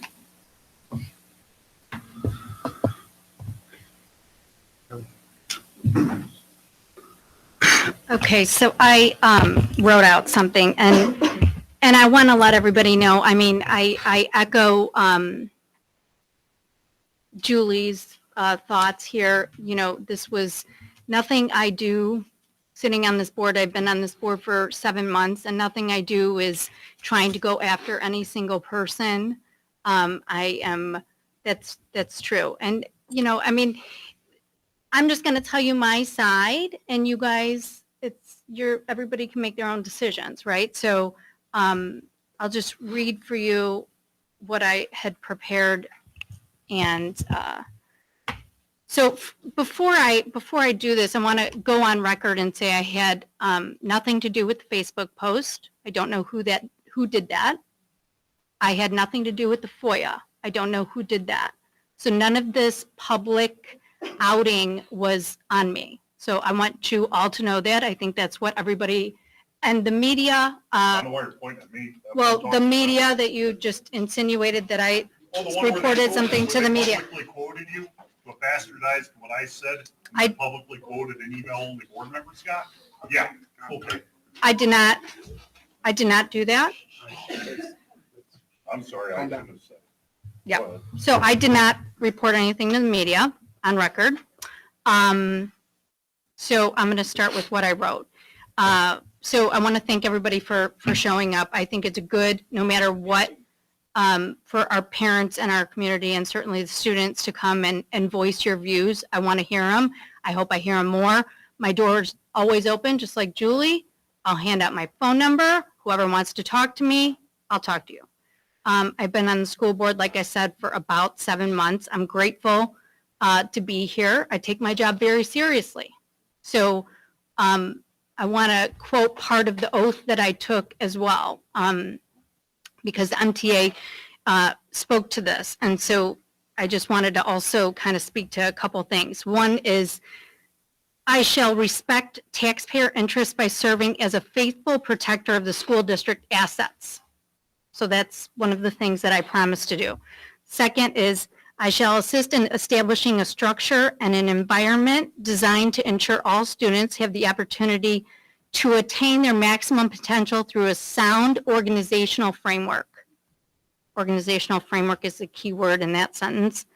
I shall strive to ensure a continuous assessment of student achievements and all conditions affecting the education of our children in compliance with state law. So the role of the governance of the school board is overarching the superintendent. So anything the administration does, the school board, it's within the school board's purview. So there's nothing that is done by the administration that is outside of the school board's purview. I am serving as a member of the board to make efforts to do the right thing for our students and our community. I take this job very seriously. I'm trying to improve things for our district, and I'm trying to be part of a solution and not a problem. So I read everything that comes across my desk, everything. I ask questions if I don't understand something and if I need more information. I ask questions because I want to make sure that I'm making the right decision, and I will continue to ask questions to make sure I'm making the right decision as a board member. If I have suggestions on what we can do to minimize exposure to the district or to improve conditions for our stakeholders, I will make them. I believe that is what I should be doing as a board member. So it's my understanding that the music department, and I think this was confirmed today, that the music, program was cut back at some point in the past. This was prior to Dr. Cohen, I know, obviously prior to myself, and it's my understanding that's due to financial constraints. As far as I know, the Music Booster stepped in to take on the music program, which I think it was very noble. I commend everybody involved in that effort. I think that everybody benefited from that still today, and I really applaud those efforts and everybody involved. I know it was a tremendous amount of work, and I give everyone credit for carrying that torch that the district was unable to do. I think at this point, it's time for the district to relieve the music boosters of that responsibility. And I think the district has the financial wherewithal now to do that, which is great. I know the Board of Education, including myself, is very supportive of the music program. I think everybody wants it to continue to flourish and develop. And so these past few months have been challenging for a lot of people, including myself, which is highly unfortunate. It's highly unfortunate. Nobody wants this. In my opinion, this is because the district has never transitioned the music program back under our purview. And so I think it would be beneficial to everyone involved to have the administration work with the school board to maybe do a workshop where we can lay everything out, figure out procedures, figure out processes, figure out responsibilities. Personally, I am particularly interested in laying out procedures for an inventory and administrating the rental and tracking of our district assets. The second thing I want to do is ensure fees are appropriate and commensurate with other activities. And we aren't charging different fees or different amounts for depending on the activity that our students want to participate in. I want to establish protocol for field trips and assessing exposure on the insurance side when we hire outside vendors. And then, of course, the budgetary. I want to just lay out financially on our budget what the school board is going to take, the school district is taking from the music boosters and where those lines lie so that everybody will understand how it goes. I think everybody will benefit from establishing these boundaries and processes. So I just want everybody to know that I'm going to continue to serve the community and I'm going to continue to ask questions to minimize exposure to the district. And I mean, I'm supportive of all of our teachers and students, and I'm here to do the right thing, and that's it. That's it. Sam, anything? Okay. Hi, everyone. I very rarely talk, but this is like very close and dear to me. I've been part of the boosters for 10 years? Started with Dippin' Dots, Karen. Thanks, Karen. She sucks in and you can't get out. This program is very near and dear to me. And my daughter would not be where she is today without Miss Busey, Miss Cheney, now Mrs. Clifford. So I appreciate everything that you parents put into the boosters and our new booster board. I appreciate everything and the work that you guys are putting in to make things right. Sorry. You're doing fine. And Anna's second me into Dippin' Dots. But I've come back as a community member to sit with and pay for community boosters. My child is in high school, but I'm still going to support our local boosters because we do so many great things. And that money goes back to the kids in the school. So I just want to say thank you to everybody who came out and spoke tonight. I appreciate it. And thank you, Mrs. Arduino, for your Veteran Day assembly.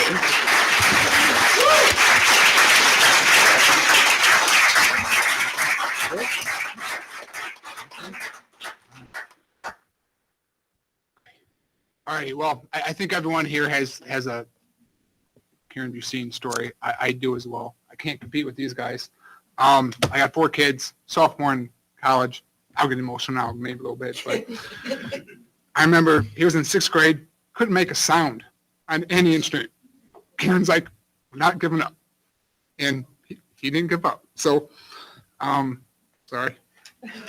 She got me going. She doesn't speak very often.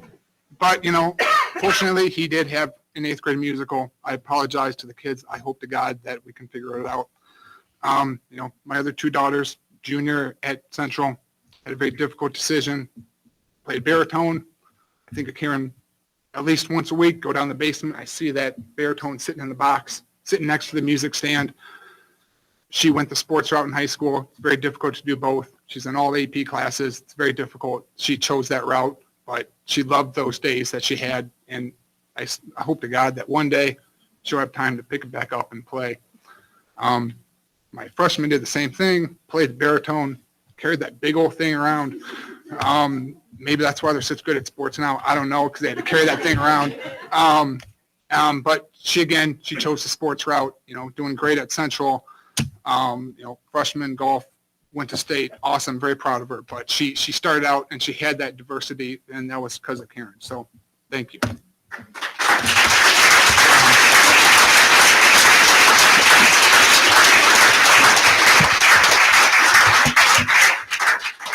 So we will move on.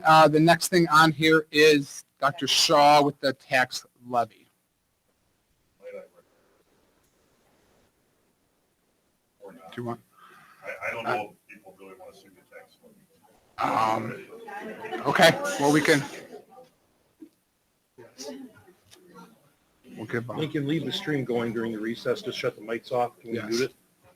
How about a 5-minute, we'll do a 5-minute Can we do it recess. there? 5-minute recess to get things going.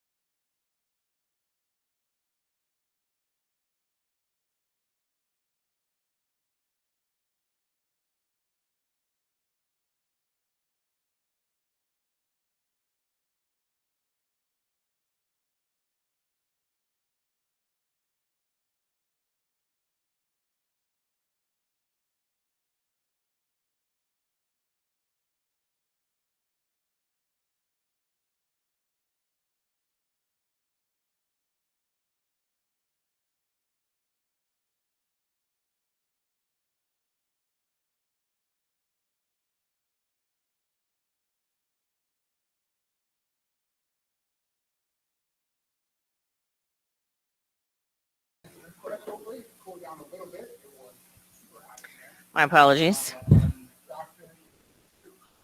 for being warm. Hey, Dr. Shaw with the property tax levy presentation. Thank you.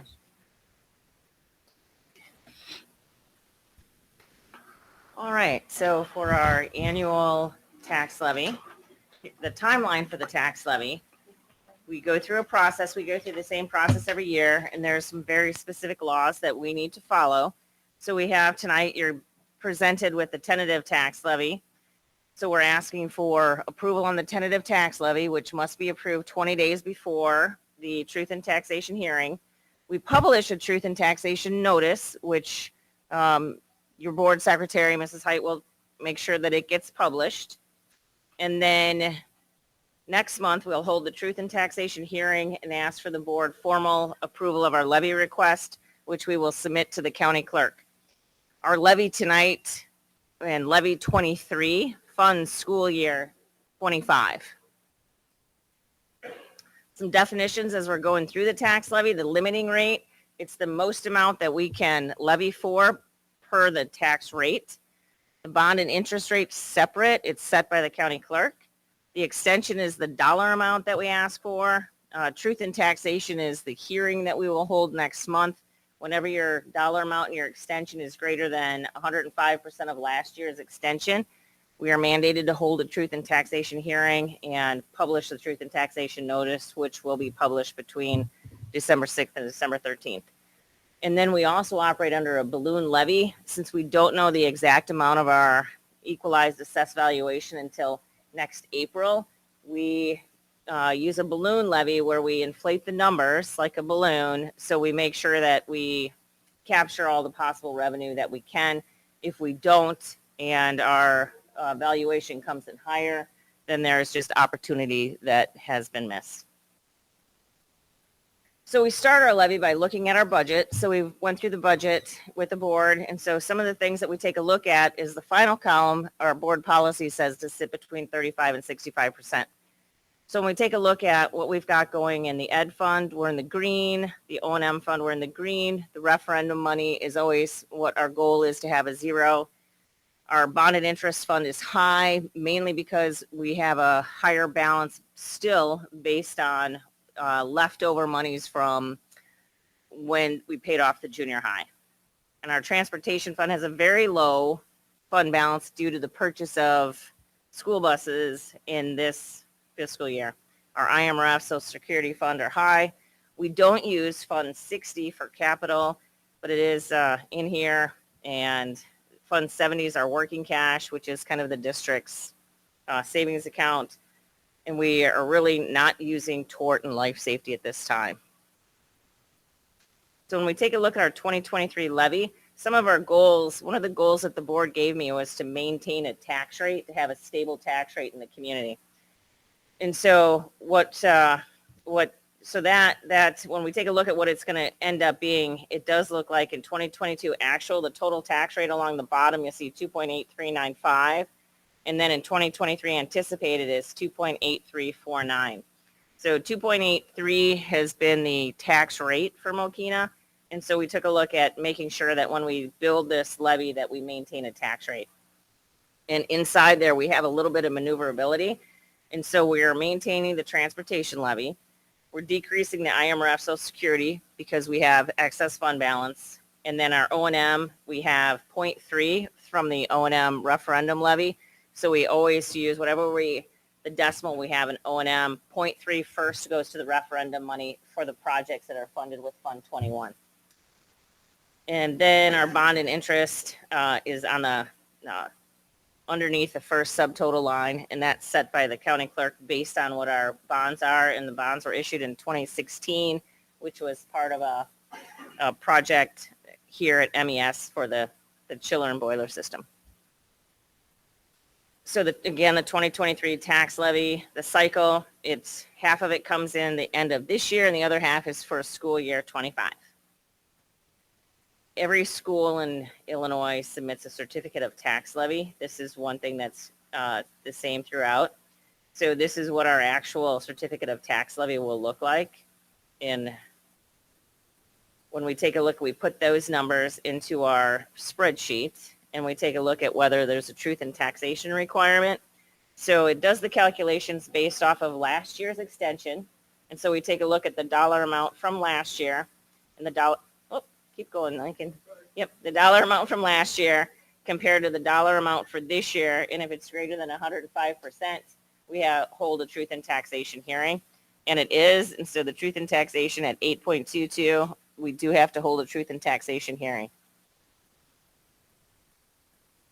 And then just taking a look at what our assessed valuation has been over time and the data that go with. I always kind of like to point out that in 2008, right before financial crisis, the EAV in Mokena was at 628 million. And then we went through a period of time that was a recession, financial crisis, and it took all the way until 2021, 13 years before the district actually recovered its valuation. And then this year we are using a balloon levy. We don't anticipate the whole 9.3, but that is the balloon levy.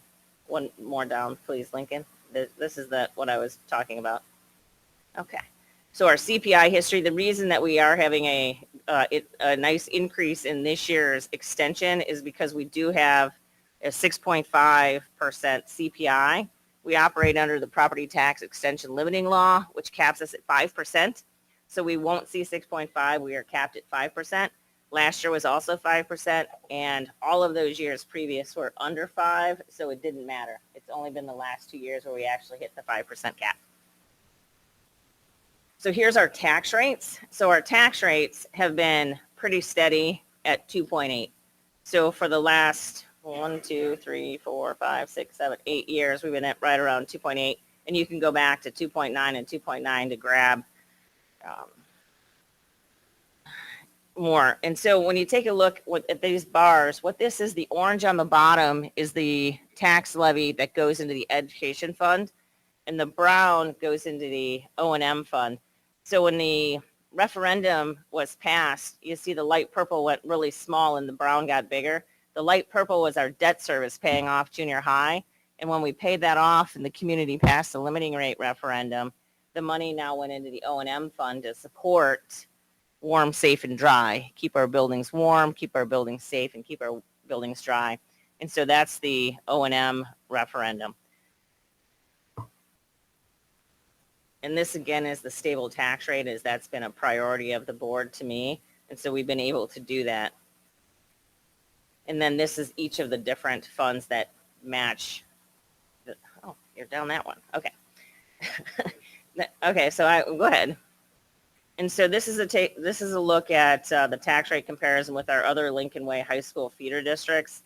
So Mokena has the lowest tax rate amongst the group, like significantly at 2.8, where the next district is at 3.5, and all the way up at Manhattan is 4.2. So in Mokena, we have a very stable tax rate, and as Mr. Andreessen likes to say, has always been a no tax rate increase kind of community. Okay, so when we take a look at the estimated impact on a $300,000 house from last year to this year, the numbers that I used were CPI at 6.5. This is the impact on the bottom, what it would if your home value increased by 6.5. If your home value didn't increase at all, you would actually have a lower tax bill. If your home value went up by 5%, it's 137. And if your home value went up by 9.83, it'd be $278 more. So that's the impact on a house with this year's tax levy compared to the 2022. And then if we take a look at what those taxes extended on a $300,000 house with the other Lincoln Way area feeder districts, this is the Eric Bush slide. The difference in Mokena in 2022 compared to Frankfurt for the exact same house, it's $664, all the way up to if your house was in Manhattan, $1,400 more in property taxes if you lived in a different Lincoln Way feeder district.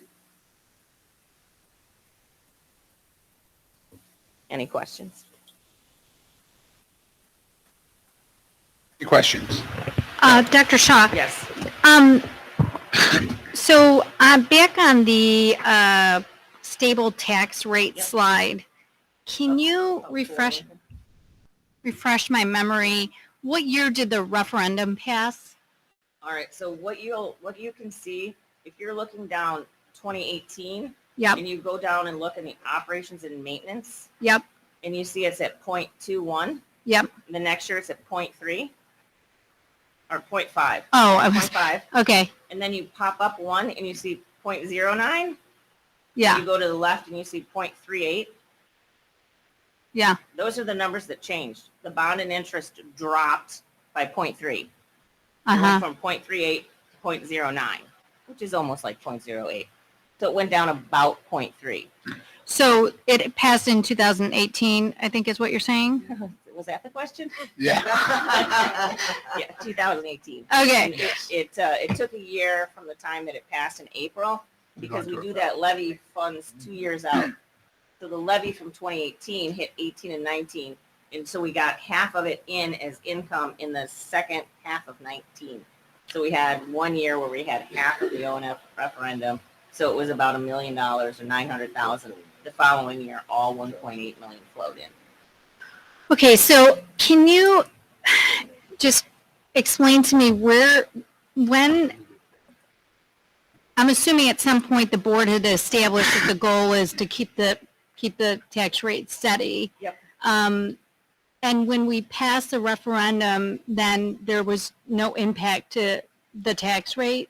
Right. So part of the conversation when we did the referendum, there's multiple ways to do a referendum. You say, I've got $30 million worth of projects. I'll take $30 million. We get 15 and the bank gets 15 for the interest. So the board chose to say, and that one usually passes, it has a higher percentage chances of passing than a limiting rate, which is it's in perpetuity.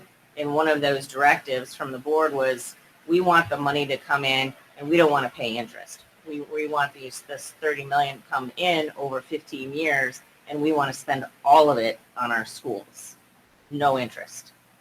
And so it went from bond and interest 0.3 transition to O&M 0.3.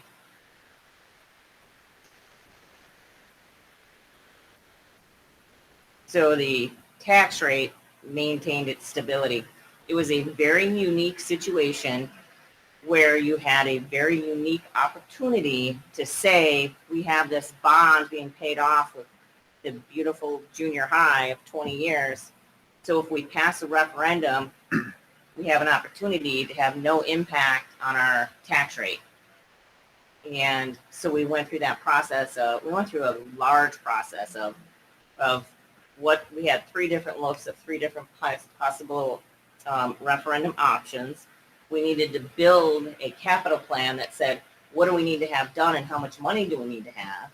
So we had to go through that. But we also needed to find an architect and engineering team to do that work for us. And all of this was happening quickly. And everybody pitched in to make that happen. And I'm going to say 18 months. And that was a lot of work to get done in 18 months and a lot of decisions that had to be made in 18 months. And for where we're at right now with the summer debriefing and the Fund 21 projects and how we have financial stability, the right decisions were made and the community supported the schools, hands down, by passing a limiting rate referendum, which are not as often successful because they are in perpetuity. Right. I guess I'm just kind of I'm trying to understand, are we looking at a scenario where potentially, because we have that in perpetuity, the tax rate would actually go down and we would not levy for the full amount that we can? So when you don't levy for the full amount that you can, you have, I'm going to use the term opportunity cost. Yeah. Opportunity cost that's missed because when you do your next extension, you're capped by PTEL, so you can only increase by so much. So if there's a year where you don't levy for your full extension because maybe this is the year that you don't have to levy for your full extension, you never recoup that because it's like compounding interest. Mm-hmm. So that's what's missed. And that's, So that's just assumed that we won't do that. Correct. Yeah, correct. And that's it- standard It's practice. best practice. Yeah. Best practice and that's why we use the balloon levy, because we craft a levy based on a anticipated request. So you see the request, but then you actually go back a column and you see what's anticipated. What I'm requesting, I'm pretty sure we're not going to get, but I'm not sure what that number is. Right. And so it's higher. Yeah. And I know it's not going to be that high, but this is when we ask for the levy and we find out what our valuation is in the end of March. Yeah. So we do a budget and then we get a levy where we put the money into the budget and then we get the assessed valuation that tells us what our levy is going to be for a budget that we've already done. After. Yeah. Okay. It's all The timing is, yeah. a Okay. little backwards. Yeah. Okay.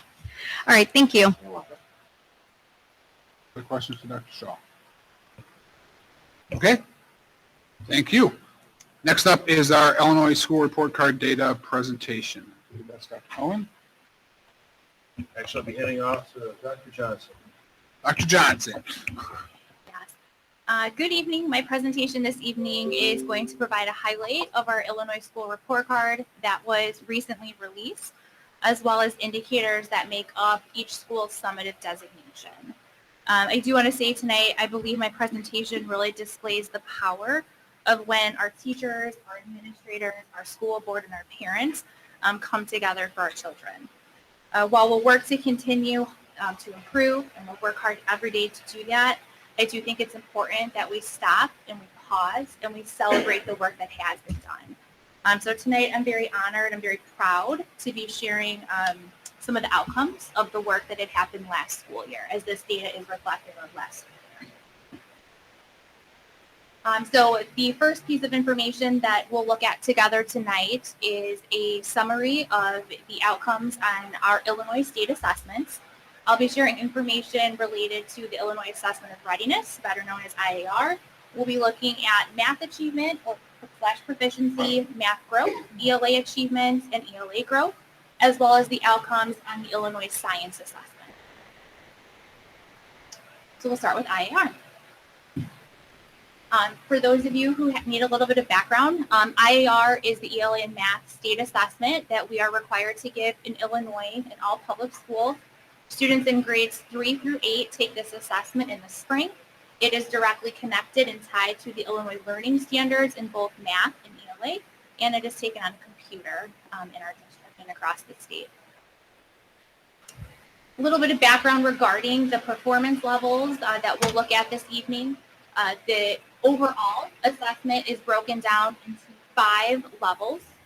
1 being the lowest of students who did not meet expectations, all the way to a level 5 for students who have exceeded expectations. Students who perform at a level 4 or 5 are considered met or exceeded and have demonstrated a readiness for the next grade level according to this particular assessment. The data also comes to us in a breakdown of that overall either ELA or math in areas that are called subclaims. In math, we receive data in 4 subclaims. We get information about our students in major content of the grade level, so major standards are identified, supporting and additional content, our students' abilities to express themselves through mathematical reasoning, as well as our students' ability to model and apply the mathematical strategies in more multi-step situations. In ELA, we receive our data broken down into 5 different categories, and that is literature, informational text, and vocabulary, which makes up a reading, and then written expression, and then conventions, which makes up the writing side of the language arts assessment. And we get that information broken down to us in 3 levels: higher level of readiness, a middle level of readiness, and a lower level of readiness. In addition, we do get information regarding a student's growth. So we get information about achievement, how well our students progressing toward level benchmarks, but then we also get information about growth. No matter where a student is on their spectrum of learning, are they making growth towards the next level for their individual learning? And we'll look at that together as well, and that's given to us in something called a student growth percentile. So we'll start with math. So here is the information that shows the historical look at how our students as a whole have performed in Mokena on the math assessment. As you can see this year, 51% of our district students met or exceeded standards in mathematics. And this is the highest percentage our district has experienced since the start of giving IAR, or PARC, what it was called prior, up until a few years ago. You can see that we have surpassed where we were pre-pandemic as well, which is also exciting news. And you can just see based on the bar graphs, the growth that has continued to happen since the pandemic. So it's great to see our data moving in a positive direction. And again, the highest scores we've seen here in Mokena. Here is information that is comparing our district to the state average. As you can see, again, 51% of our students met or exceeded, and that's compared to the state average at 27%. So we're almost double the amount that we're seeing at the state level. In addition, Dr. Cohen does an awesome job of taking this big spreadsheet of all the data in the state and puts it together so we can see how is Mokena comparing to other schools or districts in the county as well as in the state. And he's able to do that in kind of giving us a percentile rank of how we compare to others in the area. So you can see elementary school, our intermediate school, and our junior high. In terms of Will County rank, we are 91st percentile in Will County at elementary, the 86th percentile at the intermediate school, and the 90th percentile for junior high in the county. And it looks just as good at the state level as well. This is a breakdown then of how our students have performed at each grade level. Again, this is this past school year. From here, you can see that our 3rd, 5th, and 8th grade students had the highest levels of proficiency for the district. And then our 6th and 7th grade had the lowest levels of proficiency for the district. Improvements, since even for the lower levels, improvements from what we've seen from years past. But this is kind of the makeup and the breakdown of how that then goes into the overall district percentage as well. This is our beautiful color chart that we look at every year together that continues to grow. When you're looking at this chart, the grade level from year to year to year is across. So that's kind of completely apples and oranges comparison. That's different groups of kids that you're seeing across and how they did at that grade level. If you're wanting to look at how a cohort compares from year to year, you're going to follow a diagonal with the color coding. So for example, if you look at 3rd grade spring of 2018, 44% of students met, and then you can continue to see when you follow the yellow at a diagonal how that cohort of students has done. Keep in mind, that does not account for students moving in and out of the district. It's who was in that grade level at that time. It's not going to be the same exact students year to year to year, but in general sense of that. So as you can see from this, we did see proficiency gains in the cohort from 6th, 7th, and 8th grade. And again, that overall proficiency for the district that's represented on the bottom for the past 7 years. This is the highest that we've attained as a district this past school year. Here is the breakdown of the mathematics content that is spoken early. This shows us the percentage of students who fell either in the lower level of expectations, which is red, the middle level of expectations or middle level, which is blue, and green is representing that met or exceeded or the higher level in regards to the expectations. And so we're really looking at this for students to be in the green. That means they've met or exceeded.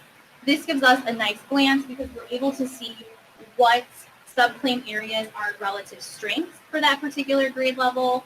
It allows us to dig a little bit deeper into our curriculum when we see some relative areas for growth.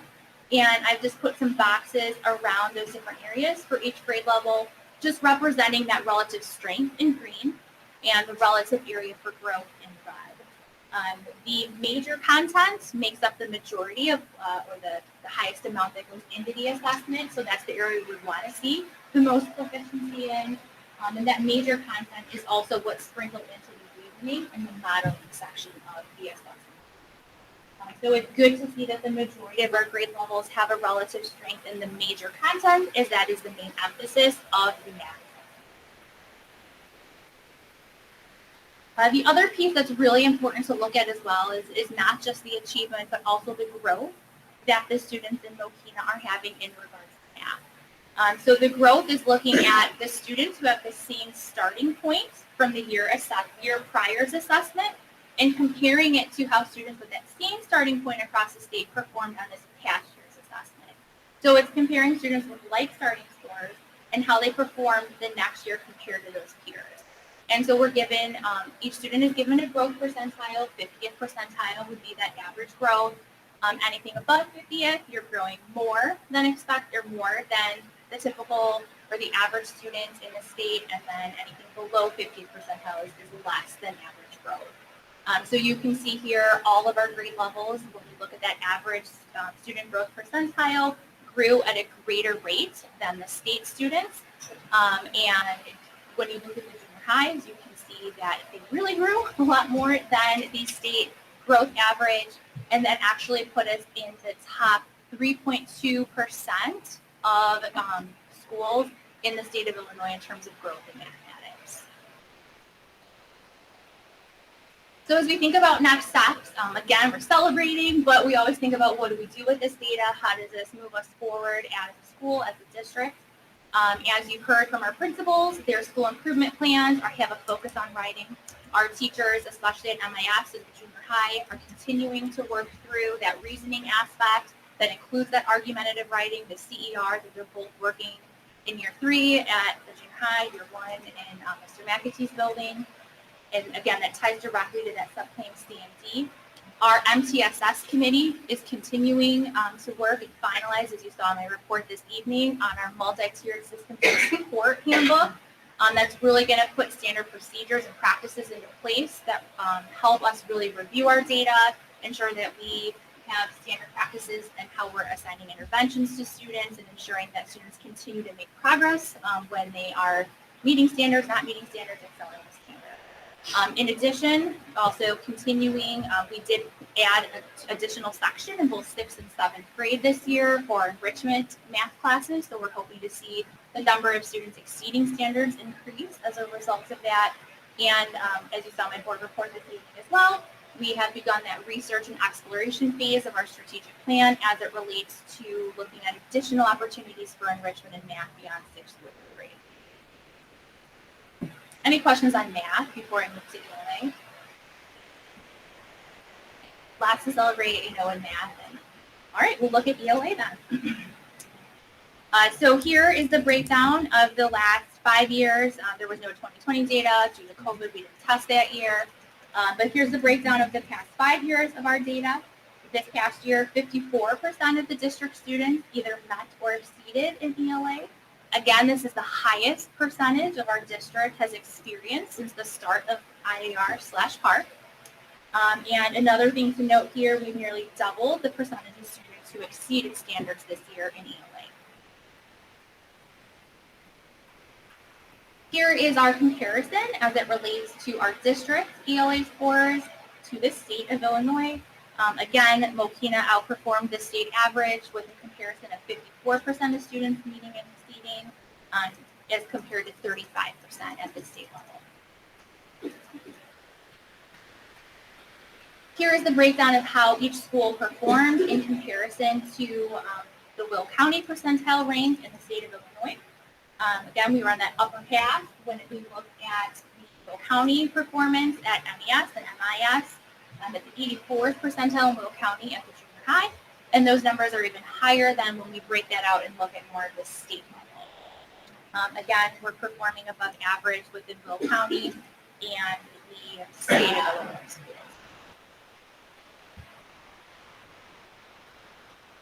Here is the breakdown of how each grade level performed within ELA.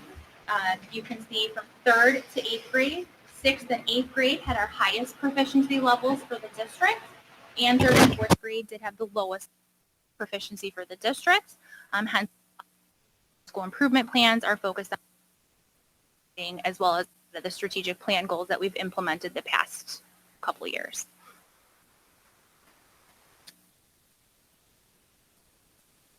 Able to track the cohort data from year to year as students have progressed throughout the system. Our hope is that each year we continue to see more and more students meeting standards. Efficiency was gained within our cohorts in 7th and 8th grade, and the overall proficiency again has grown to its highest point that Mokena has seen since we've been giving this assessment.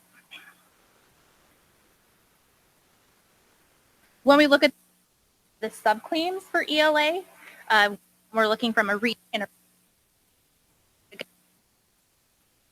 their goal, students who have met or exceeded in that particular area. I've highlighted for you with the green boxes our relative area of strength in each grade level, as well as in red, our relative areas for growth. They really shifted. I was looking with Dr. Rolanitis today at this. I was looking at last year's chart that I did compared to this year, and especially at the junior high.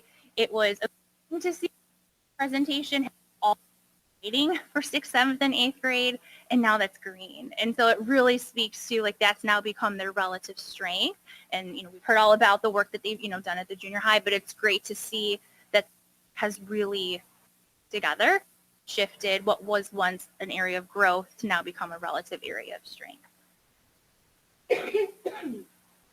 Speaking of growth, we again get the data that shows us how our students are growing. Each student gets their own growth percentile, but this is an average of those growth percentiles for each grade level. Our highest growth happened within the junior high, as we saw even on the last slide as well. But again, we are growing at a rate at or greater than our state students. Another area for celebration when we look at growth, the junior high students were in the top 1% statewide in terms of their growth for ELA. Pretty amazing. Yeah. So what does this mean for us in terms of next steps? We received this data very beginning of the summer, so they're already rolling and are in action. We have implemented this school year our new K-5 ELA curriculum program that deeply our students in the standards, reading and writing. 6th through 8th grade, as Dr. Alban talked about tonight, they are working on piloting some new curriculum materials to see if there may be something that will continue to push our students as they move through our system. Our school improvement plans at each building have a writing focus to help move how many students are meeting or exceeding standards in writing. Our MTSS committee, like I mentioned with math, not only are we looking at our procedures for math, but our processes for ELA as well. And just like I mentioned with math, we are beginning that research and exploration phase of additional enrichment opportunities beyond just math in grades 6 through 8, which may include ELA as well. We work through this process together. Yes. 1 year it was red, and in 1 year. Yeah, so and it's our relative strength and our relative area for growth. And so, yeah, the junior highs, I believe it was all red for the writing expression learning conventions. It was the area of growth, and it's now shifted to their relative. The beautiful green. Yeah, it's that's amazing. It's amazing when we looked at it today. That So I'm like, a shift. So thank you. yeah, yep. Any questions on ELA before we move into science? Okay. Assessment. Assessment and accountability measure that all students are given in the state of Illinois in grades 5 and 8. That comes at the end of a band of standards K-5 and a band of science standards in grades 6 through 8. Students take this in the spring and it is administered on the computer just like IAR. The Illinois Science Assessment data is given to us in a couple different ways. We get the student's overall performance level, and that's broken down into 4 categories. Level 4 is exemplary, all the way down to a level 1, which is emerging. When we look at the data that's reported to us, a level 3 and 4 tell us if students have met standards in those grade levels in science. We are also supposed to be given science data broken down into the 3 domain areas of life science, physical science, and earth and space science. The state has let us know that the past few years, but we have yet to receive that data. So I look forward to that so we can really drill in to see like where our strengths lie and where we might need to look a little bit further. So hopefully we get those someday. So here is the historical look at how our students have performed on the science assessment over the past 3 years. You can see that we did make some nice gains last year, but that average has gone down slightly. This past school year was 69% of the students reaching proficiency levels in science. MIS did increase. It was the junior high that went down a little bit. But when you compare us to the state, we are well above the state average, 77% of our students versus the 51%. And then here is a breakdown of where we fall within Will County and the state of Illinois in terms of percentile with our scores. MIS fell within the 82nd percentile in the state of Illinois and the junior high at the 70th percentile. And here's that breakdown that does show 5th grade did have the highest proficiency levels this year on the science assessment. What does that mean for us as a school district? 6th through 8th grade is continuing to deepen their implementation of their curriculum materials. They went through their curriculum mapping process last year. They are doing a great job moving into working on their CER aspect that gets them into the informational text, has them doing more of that application. K-5 will continue with their current programming for the time being. However, our ELA materials being implemented through our new ELA program brings in a lot of science content. So that cross-curricular approach, hopefully we'll see students getting even more from that program as well. Even though it's not a science program per se, the informational text that they're reading is deeply rooted in the science standards for those grade levels. So then the next piece of information we get from the state of Illinois, each school receives a summative designation. The summative designations bring in multiple measures of a school performance and growth to determine that designation. It's based on the overall data for the school, and if we have enough students, individual subgroups of students as well. So if we have 20 or more students in a school in the different subgroups that they give us, we do receive information regarding how that subgroup perform as well, but we need 20 or more students with data, I should say, to receive that information. This is a breakdown then of all the different indicators that go into the summative designation. 75% of the designation comes from academic indicators. 50% of the designation is actually a school's growth.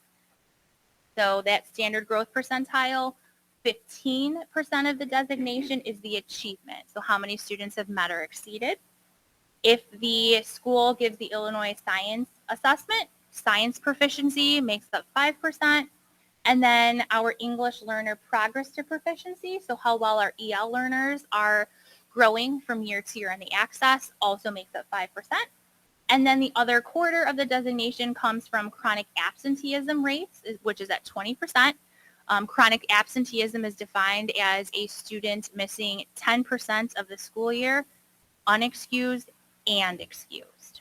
So even if it's an excused absence, it's still considered chronic absenteeism. And then the percentage of students who participate in the climate survey is what goes into the designation as well. Once all that data is brought together, each school is given a summative designation ranking from exemplary. If you are at the overall performance is in the top 10% of districts or schools in Illinois, you get an exemplary rating. Commendable would be that next level of rating. You're not in the top 10%, but you're not in the bottom 10%. You don't have any lower performing subgroups. And then that moves down from targeted support to comprehensive support to intensive support as your data works through the system. So this school year, that was really exciting. Mokena Elementary once again received a commendable designation. Yay, MES. MIS also received once again a commendable designation. And then this year our junior high received an exemplary designation. So yeah.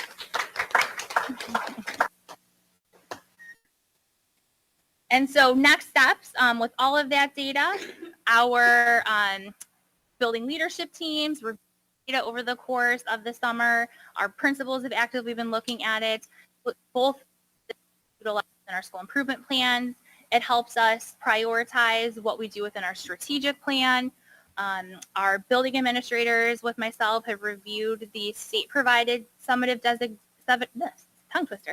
designation data reports to look at where their strengths lie in that summative designation, as well as those relative areas for growth. And I know they've begun discussions about chronic absenteeism was one of those areas as we broke it down together, what we could do to strengthen that. And with our goals and actions that I've described earlier being taken by our teachers, our administrators, we really look forward to continue to see the growth and achievement continuing to trend upward. So lots to celebrate. Like I said earlier, we know we still have areas to grow and we are plugging away at that, but it helps to take a step back sometime and really say, nice job. So congratulations to everyone in the room. So. Yeah. Any other questions about the report card data that I could answer for you this evening? So, Dr. Johnson, I didn't ask this, and I had intended to bring it up during the Board of Education part, but I got sidetracked. So I would like to review at some point the climate survey portion of the report card, just so we can look at what the feedback was from our community and our students and our teachers, equally as important, everybody's, and how that's changed over time, or where the trends are with that. Dr. Cohen, I know you'd mentioned some of that is, I mean, we don't need to get into specifics that you think would not be, but I would like for us to publicly show what the results were of that climate survey with the 5 essential everybody, because I think our response rate was really good with teachers, and I don't know what our response rate with students. Obviously, it was more than 5. Oh, was it more than 5%, or the 5% is just a portion? It is high. It is high. Our response rate for students is high. It is something that our teachers do within the classroom. Our response rates for teachers is roughly around 70 to 80%, but I do want to let you know it's beyond just teachers as well. Oh, good. That do take it. There's certain job classifications that are allowed to take it. Oh, okay. Including paraprofessionals and things. So I don't want to put you on the spot. I mean, I don't know if we should, I could add it to in 2 months or give you enough time. I think just a brief presentation on what the results were would be nice. And I can definitely, I ask the board, is that something you would like in a board meeting? Is that something you would like reviewed individually with members who are asking? Like, what would the board prefer? I would just want to make sure that's something everyone would be interested in hearing. What do I need to do to make it at a board meeting? Do I just add it to the agenda? Yeah, let's talk offline. At the end? Let's talk offline, and then we'll figure out what it is and how to get it on the agenda. Okay. We can talk between us and Sure. Dr. Johnson and Dr. Cohen. Okay. Any other questions? Thank you very much. Yeah. Thank you. Okay, thank you. Next up is the 2023 resolutions. Is that Jim or just you, Dr. Cohen? Or? I know Jim has gone through it. He reached out to me, and I know we had one question, Jim. I was going to try and connect with you offline one of these days about the one question that you had. Yeah, I had a question. So there's 5 items on it. And let's just be clear, this is not passing state laws. This is what do we want to encourage our lobbyists to focus on. So we're all clear. There were 5 parts. One was about industrial construction. They recommended do not adopt. I agree with that. I think local control is a good thing. There's a renewed emphasis on the school resource officer being present, and they are asking for the state help with funding on that. They do suggest we adopt that. The bus driver regulations have been increased for a job where it's already hard to find people anyway, for a multiple of reasons. They would like to try to turn the clock back on that to make it easier to find this kind of professionals. That sounds like a good idea. I'm sorry. Most people don't need a microphone to hear me, but that's okay. Employment, I know, right? Who knew? I can't sneak around anywhere. The question I had was about this employment history review. There's certain things that we don't need to overly say, but everybody knows what I'm thinking. They need to verify anybody working around students doesn't have a history of doing nasty things. And you all know what I'm talking about. And they were trying to figure out a good way to do that. Some people recommended doing a search, I believe it was through DCFS, if I remember correctly. They were suggesting not to adopt that. I did ask you, how do we run those kind of searches, which we don't need to run in public for obvious reasons. But I'm sure we have some kind of way of reviewing people's backgrounds. I was generally curious what we do, but what did you think about this one in particular? Because that's the only one that had me concerned, because I didn't know how we checked on that. So the employee history review is not a background check. It's in addition to a background check. Okay. So when an employee comes to us and works for us, they have their name submitted. They go through the federal FBI database. They also go through the Illinois State Police database. Okay. And any hits that come back, we discuss with the potential employee. There are certain disqualifying offenses. No matter what, you cannot work in a public school. There are other things that, if you did something stupid when you were 18 years old and now you're 46 and you're applying for a teaching job and, you have to explain why you had that disorderly conduct back in your college days, we could talk with that candidate and go through it. The employment history review is different. What it requires every school district to do is anybody who is in a position where they could potentially work with students, we as a school district have to collect information from the candidate that we want to hire. That information we collect has to be the name of every employer where they've worked with students in the past, or school-age children in the past. So for me, for example, if I were applying for this job today, I would have to reach out to the 2 previous school districts I've worked for, to the Palos Hills Park District from that summer when I was 19 years old and worked for a youth camp way back when. And there's probably nobody at the Palos Hills Park District who remembers who I am and what kind of employee I was, 34, or 30 something years ago. But that employee history review has to be complete for everybody we hire. It is not required that information be returned to us.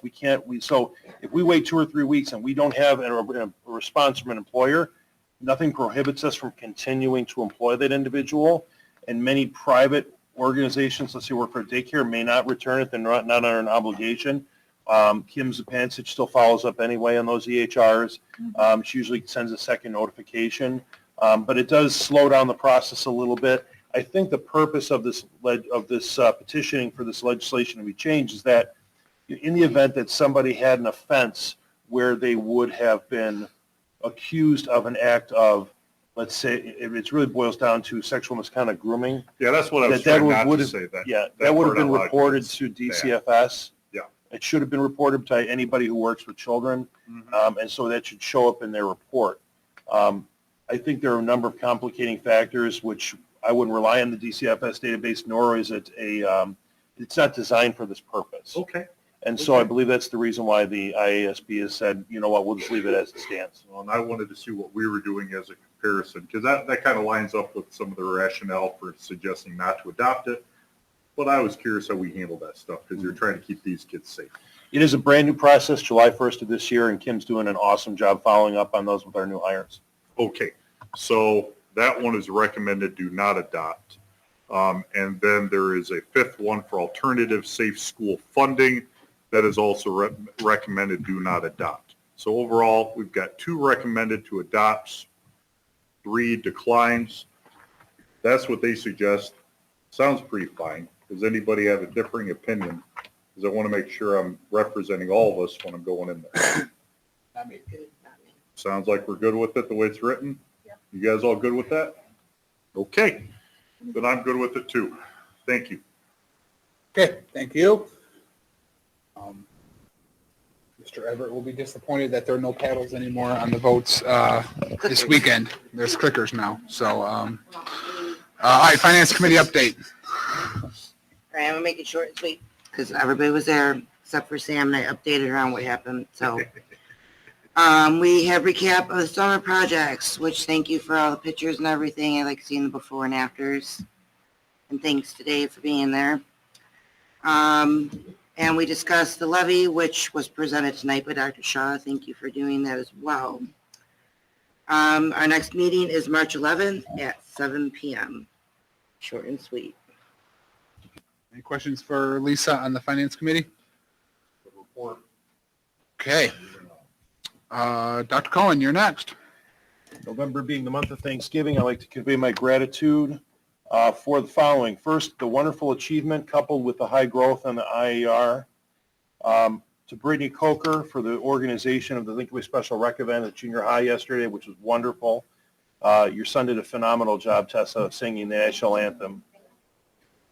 For Kathy Arduino, Heather Green, and Taylor Martin for organizing all the Veterans Day events. I highlight those because you don't get all of those extras, the high achievement, the wonderful events while having a wonderful staff. So I convey my gratitude to our teachers for going the extra mile on behalf of our kids. I would also like to convey my gratitude for the weather holding out for our ribbon cutting at the new playground tomorrow. I'm looking forward to seeing the smiling faces as they bounce all over the place. They'll probably come back from recess a little bit more tired in the next few days. Thank the PTA and the MEF for their work for the fall swing. That concludes my report. Any questions for Dr. Cohen? Oh, one question. Playground. Did we invite our former members to the playground for tomorrow? We did. Mr. Everett will be in attendance. Mrs. Staley cannot make it, and I have not yet to hear from Mrs. Riddell. Thank you for reaching out. Of course. Okay, Dr. Johnson. All right. Stage is yours again. Yeah. This month I provided you information regarding November professional learning, which we all get to attend AAA together this weekend. So looking forward to learning more about school governance and leadership together.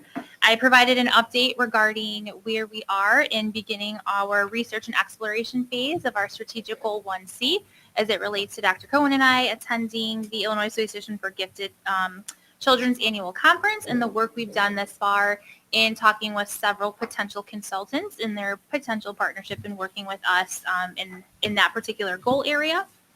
I also provided for you an update regarding our K-5 ELA.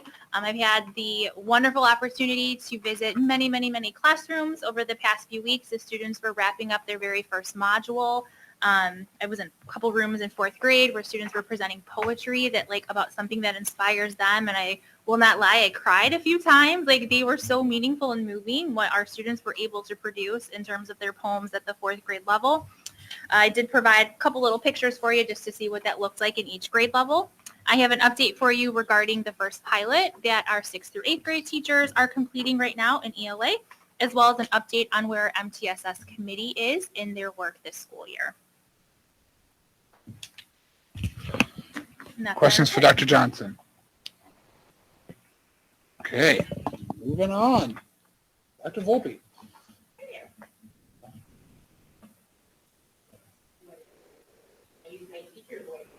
Yeah, that's the online. Okay. So in my board report this month, I provided you with information about the tasks and activities I've been engaged in over the last month in order to get to meet and learn more about our administration and our staff. It has been a wonderful experience, and I've been very busy doing that, as well as observing in classrooms, meeting our students, and attending IEP meetings to meet parents. And I look forward to continuing to support our teachers and our students over the next, I think, 8 months. And we'll be providing some recommendations at the conclusion of my time here for considerations for next year and probably the next 3 years to come. Any questions? Questions, Dr. Volpe? Okay. You're welcome. Thank you. All right. Thank you. Moving quick. Dr. Shaw, no pressure. Thank you. Just an update on CPI. So we do operate a lot of what we do over CPI, and it remained flat. The numbers came out yesterday. So we're still at 3.7 through the end of the year. So our forecasts have 4. Hopefully we don't make it, but 3.7 would be a good place to be for, anyway, the economy. So I have a couple information items for action next month, our workers' compensation renewal, and then, of course, action next month for the tax levy. We did have a very thorough look at our summer projects that we did, and, taking a look at that, it's just like we are so busy we do a lot of work, and thanks to Dave for leading most of those projects.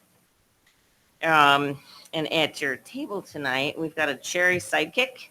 So this is also one of the snacks at our cafeteria. It counts as a half a cup of vegetable and a half a cup of fruit. So yes, finance, operations and maintenance, kitchen, ask me about any of those. And we also have our action for tonight, the action for the annual statement of affairs and contracts over 25,000. Those are mandated board approvals. They are information the ASA is gathered from our audit and our financial reports. So it is just a compilation of data that you have already seen. And the contracts over 25,000 is a tab right out of the ASA. We also have the RFP tonight for the MIS play surface and the MES parking lot expansion. So asking for the board to approve issuing that RFP. That's it. Thank you. Any questions for Dr. Shaw? Okay. Report. Mr. Henson, you're up. Good evening. Short and sweet for me tonight. I only had 3 items on my board report. One about how 2 of our layers of security were working in conjunction with each other for an incident. Second one was a quick update about going to the Skyward Conference and some news about them. They didn't use the term sunsetting 2.0, which is our current student information system, but they want the entire state of Illinois to be moved over to the new system in under 4 years. And the last item was we received the $94,000 in the ECF funding. So it was awesome. Any questions? Any questions for Mr. Henson? Okay, thank you. Okay, moving on to principals' reports. We'll go with Mrs. Chorley first. I'll keep it short and sweet. In addition to everything in my board report, I wanted to just highlight Mrs. Arduino. I know that Dr. Cohen did. I continue to be amazed by her dedication to what she does, how important Honor Flight is and honoring veterans is to her. I admire her. I don't know where she gets her energy from. She is incredible, just incredible. It feels weird to say I'm proud of you to an adult, but I'm proud of you. I'm proud of you. And I wanted to just let everybody know that Addie Smerzinski, our first grader who we lost last year, her birthday is on Saturday. And we have World Kindness Day was on Monday, and we originally were going to do a lot of things on Monday, but we decided in light of her birthday that we have moved our recognition of Kindness Day to Friday, and we are calling it MES Kindness Day in honor and remembrance of Addie Smerzinski. So we are all wearing pink, her favorite color. We are all doing random acts of kindness for each other, students and staff, and Mrs. Arduino, again, amazing. Mrs. Arduino is organizing with her former students, Addie's classmates from last year, a little, I don't want to say celebration, but maybe celebration of life after school on Friday. The kids were all invited, and she has some really fun things planned. So thank you, Mrs. Arduino, for being the amazing teacher that you are. Does not go unnoticed. And that is the end of my report. Any questions, Mrs. Chorley? I don't have a question, but I just have a comment. So in my cul-de-sac that I live in, there are still 2 trees with pink ribbons on them. All right, Mr. McAtee. Mr. Bush, can I say one thing too? You can cut back in line, yes. Thank you. I know everybody's kind of said this tonight, but I've got to thank you to Mrs. Arduino too, for being the teacher that volunteered to ride on some buses for us when we've had some challenges. So thank you for your time in doing that too. We appreciate it. Yeah, thank you. Well, anything else? I know.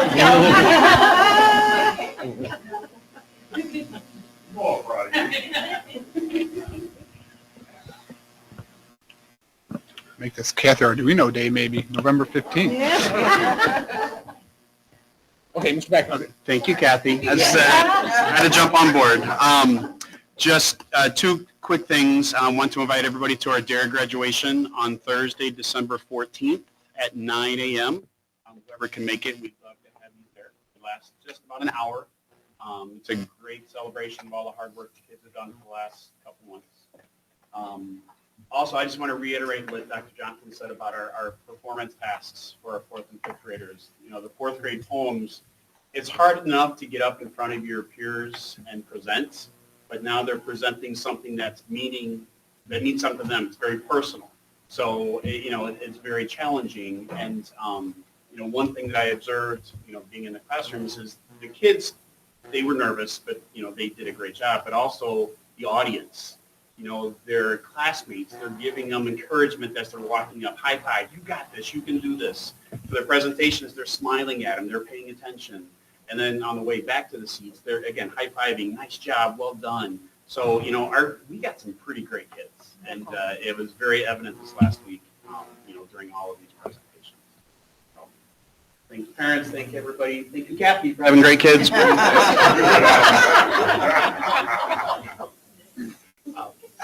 That's all I've got. For the head first watch. Yes. Okay. All right, Mike, no pressure. Hi, Kathy.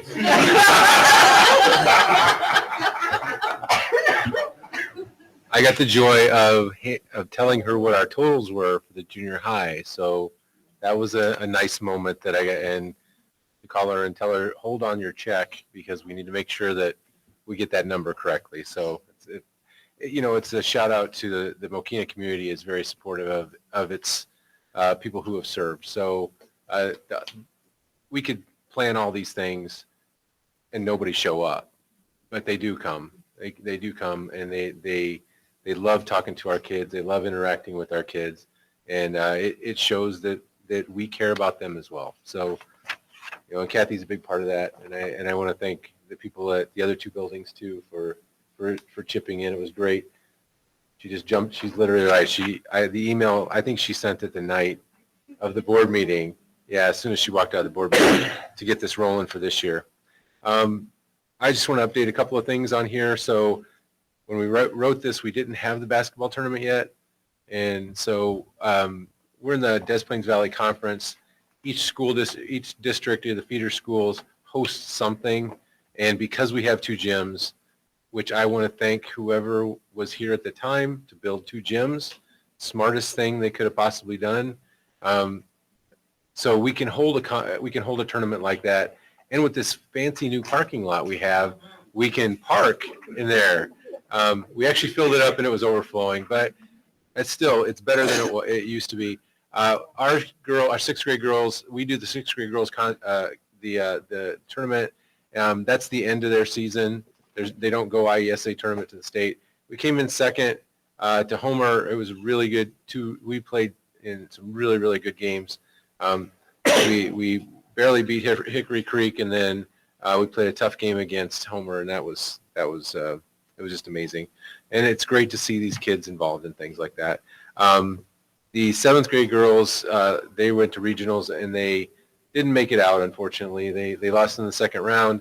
And then the eighth grade girls are playing later this week. So I think we're doing well with that. They did great, but just making it through. Yeah, yep, they did great. Couple of things that I didn't put on here, just a reminder to everybody about parent conferences are on Monday. If you're, come and spend your 10 minutes and hear how wonderful your children are. You may hear at times that the junior high fills up very quickly, but we do try to accommodate everybody. There's only so many slots in that 8-hour time period. And we do team conferences. We try to meet as many people as possible. But I want to give credit to my teams and my teachers that if anybody asks, they're going to find a way to have a conference. It may not be on conference night, but they'll do a phone conference, a virtual conference, or try and get that person in later on. So we do try to meet everybody's needs, anybody who needs to come in. And then we've got a couple of fun events. Speaking of our music program, I know it's a little bit after our board meeting, but we have our winter concerts on December 19th. The Jazz Coffee House is on December 15th. That should be a fun event. This is our first concert for the jazz, and it'll be percussion ensemble as well. And then at the end of the semester, we always have a fun event where we invite MIS and MES students over for an assembly in the morning. You're invited to come if you want to come see that. As you saw with these kids speaking tonight, it's probably one of the more challenging things for them to do. Your parents have to love you. So when you come to the concert, the parents are going to say, oh, you did a great job. When you perform in front of your peers, because we do an assembly in front of our kids first, and then they do a second one, and the MIS bands perform as well, you don't know if they're going to love you so much. So your peers are way more critical. Our kids all love it. They're not mean to them at all. They really do love seeing that. It actually is a great recruiting tool. You'll get kids who will join the band or the choir or something like that after those things. So again, I'd like to just thank everybody who spoke tonight. I think it's a testament to our teachers and the people that we employ. We have fantastic people here who I support to the end of their days. So that's all I got. Any questions for Dr. Leonidas? Okay. All right. Anna, you're up. Lincoln Way Special Education. Well, I have nothing to report of significance. We didn't really approve anything except our usual, current payable and financial statements and minutes. So on behalf of Kathy Arduino, thank you. I've known you a long time, Kathy, and I knew you were awesome, but I really just didn't know how awesome, so thank you.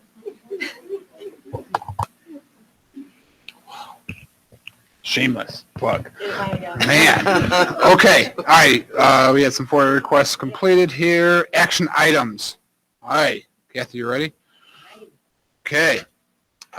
We will start with the approval of the previous minutes. I move to approve minutes from the October 18th, 2023 regular session and closed session meetings as presented. Second. Seconded by Lisa. Discussion. Okay, please call the vote.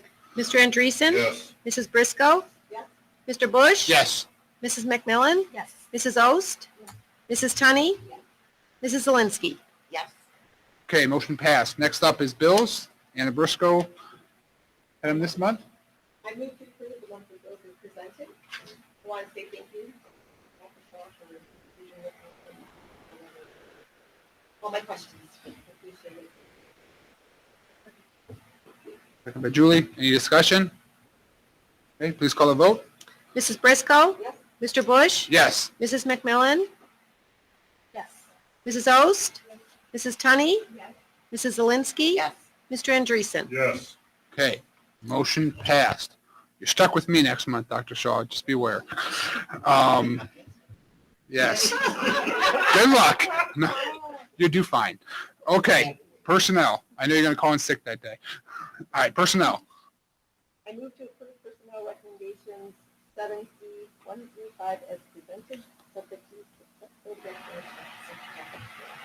Second. Second by Lisa. Any discussion? Please call the vote. Mr. Bush? Yes. Mrs. McMillan? Yes. Mrs. Ost? Mrs. Tunney? Yes. Mrs. Zelinski? Yes. Mr. Andreessen? Yes. Mrs. Briscoe?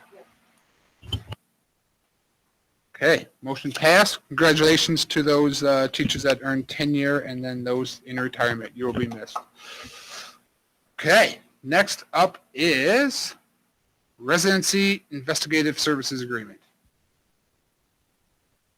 I move to approve the agreement with Mercer and Sheehan. I'll second. Second by Sam. Any discussion? Okay, please call the vote. Mrs. McMillan? Yes. Mrs. Ost? Mrs. Tunney? Mrs. Zelinski? Yes. Mr. Andreessen? Yes. Mrs. Briscoe? Mr. Bush? Yes. Okay, motion passed. Next up is the annual statement of affairs and contracts over $25,000. I move to Approve the annual statement of affairs and the contracts over 25,000 as presented. Ooh, Mr. Briscoe. Yeah, all right, we'll give Diana a second. I do stand. Any discussion? Okay, please call the vote. Mrs. Ost? Mrs. Tunney? Yes. Mrs. Zelinski? Yes. Mr. Andreessen? Yes. Mrs. Briscoe? Yes. Mr. Bush? Yes. Mrs. McMillan? Yes. Okay, motion passed. Next up is the social media litigation. I move that the Board of Education authorizes the superintendent to sign all necessary contracts and other related documents in pursuit of any civil actions against the main social media companies of our community. I'll second it. Any discussion? Okay, please call the vote. Mrs. Tani? Yes. Mrs. Zelinski? Yes. Mr. Andreessen? Yes. Mrs. Briscoe? Yes. Mr. Bush? Yes. Mrs. McMillan? No. Mrs. Ost? Okay, 6-1, motion passed. Next up is approval of the tentative levy. I move to approve the 2023 tentative tax levy as presented. Okay, any discussion? Please call the vote. Mrs. Zelinski? Yes. Mr. Andreessen? Yes. Mrs. Briscoe? Mr. Bush? Yes. Mrs. McMillan? Yes. Mrs. Ost? Mrs. Tani? Okay, motion passed. Next up is the RFP for the MES parking lot expansion and MIS play area. I move to approve issuing the RFPs for the MES parking lot expansion and MIS hard surface play area projects as presented. Second by Lisa. Any discussion? Please call the vote. Mr. Andreessen? Yes. Mrs. Briscoe? Mr. Bush? Yes. Mrs. McMillan? Mrs. Ost? Mrs. Tani? Yes. Mrs. Zelinski? Yes. Okay, motion passed. Next up is the Board Policy Review Committee.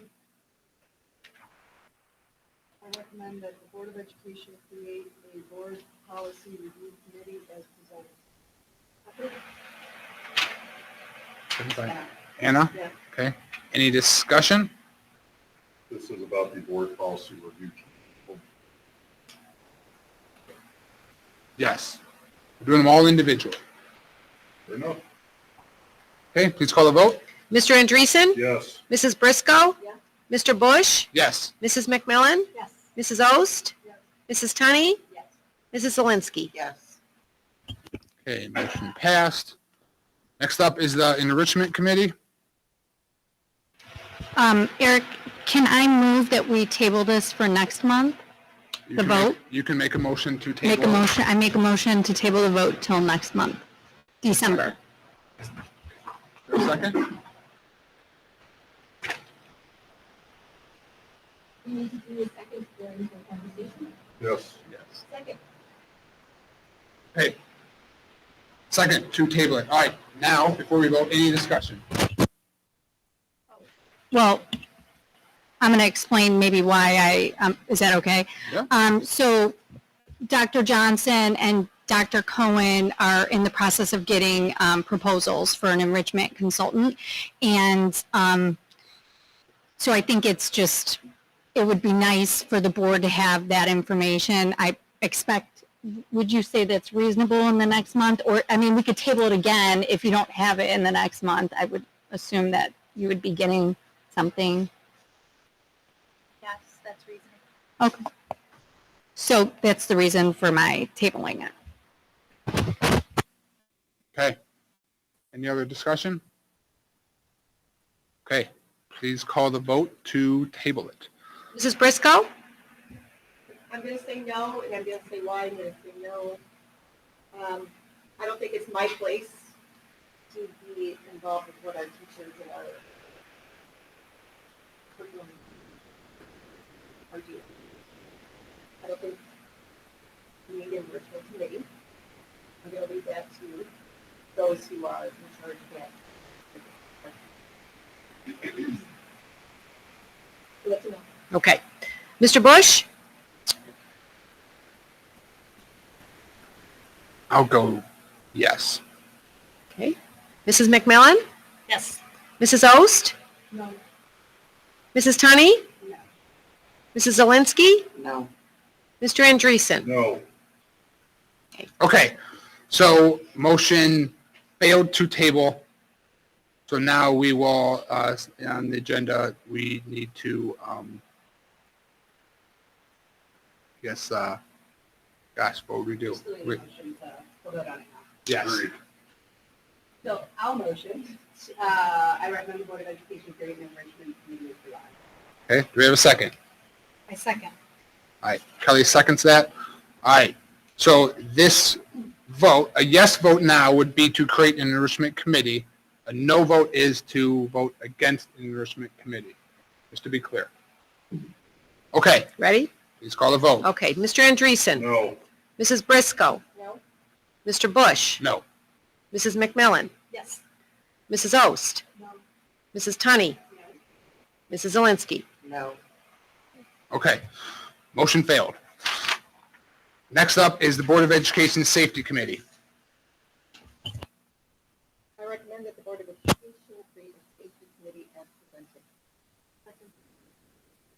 Second by Julie. Any discussion?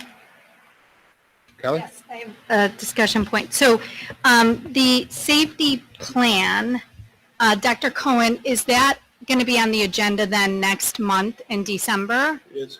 Okay, and do we have board consensus that the safety policy will be one of the priority items in the safety committee that just passed? Do we have consensus on that? Safety committee did not. Safety committee is.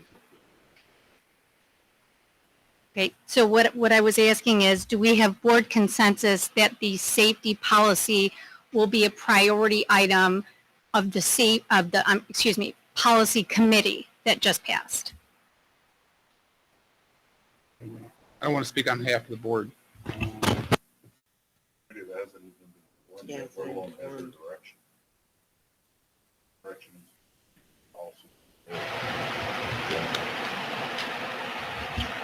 So I guess the answer is, I don't think there is consensus yet, just due to the fact that the. Can we get consensus that the safety policy will be a priority policy that the policy committee reviews upon its formation? I don't know when will that be? Did we determine that? No, we'll get started on that. Since it got approved, we'll. Start on that, we'll plan. So can we get consensus that the safety policies will be a priority policy reviewed by the policy committee newly formed and voted on just now?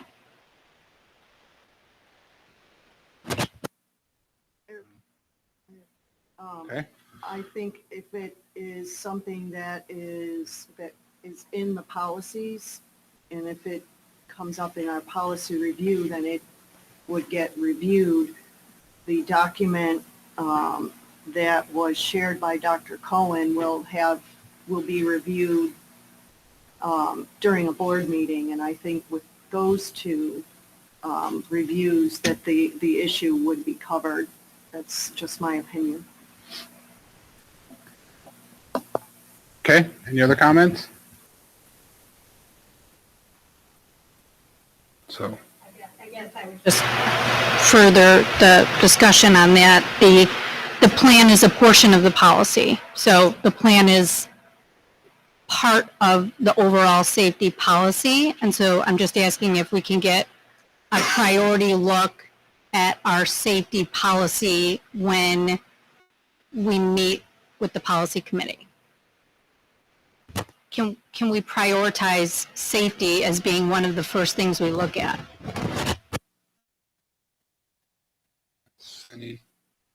Safety's already been looked at by police, fire, and other things. Civilians, I mean, just because we look at it doesn't mean we have any true understanding of how to handle those situations. Nor do they belong being discussed in public. So is the policy committee not reviewing all the policies, or because safety is a policy existing right now? So Board policy would be every policy that's on the slate. suggesting is that we review that safety board policy as a priority item on the policy committee. I would not be comfortable making any promises about a committee that we haven't even formed yet. To answer your question, I would not go with consensus of what we're going to work on first. Not tonight. So I think to answer your question, I don't think there's 4 people that are willing to stand up and say that that's going to be the first one up.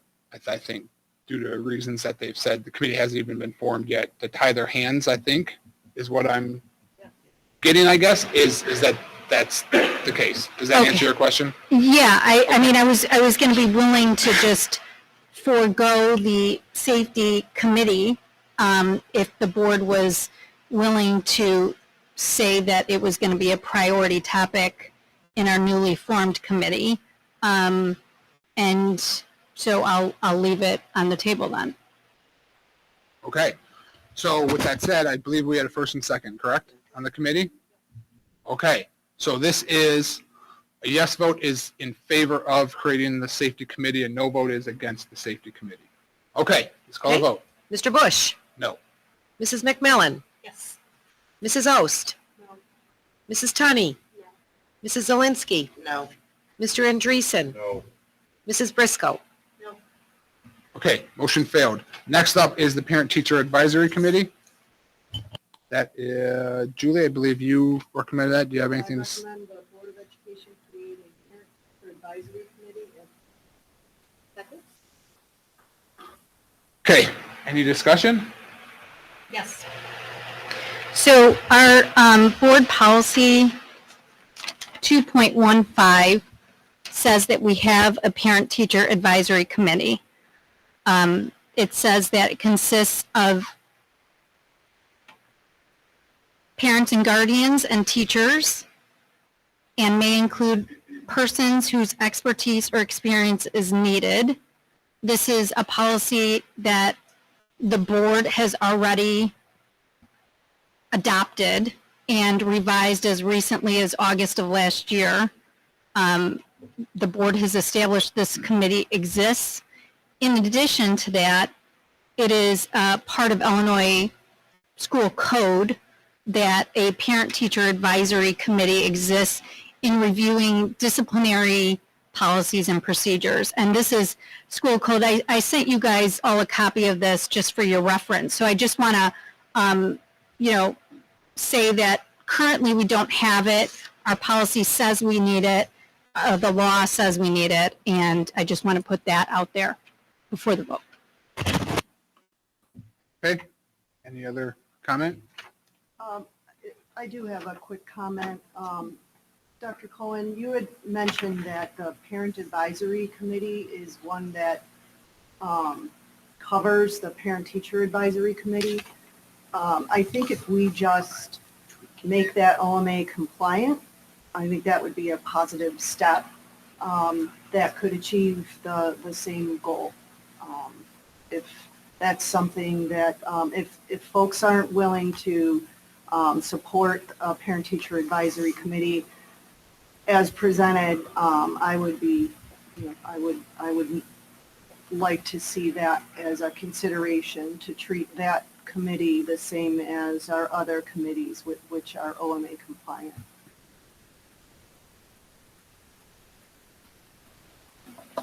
I'm not sure. I just want to make some sort of point of order.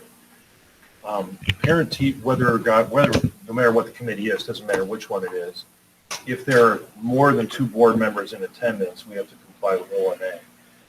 OMA isn't applicable so long as 2 or fewer board members are in attendance. So traditionally, both the meetings I've had and then the ones held by my predecessor, there's never been more than 2 board members in attendance, and so OMA wasn't applicable. Really, this would just be looping in the teachers into the process. The intention of the legislation and school code has been to review the parent-student handbook with a wide variety of stakeholders. At present, we do review it with through our parent advisory committee. Our teachers association and the administration sit down once a month to review any hot button issues. And gosh, I can't think of anything really substantial that's happened at attendance or discipline policy over the last several years. Senate Bill 100 is probably the last one that really came along. That was a big shift, but that was also school code. We didn't have much of a choice, and that was quite a while ago.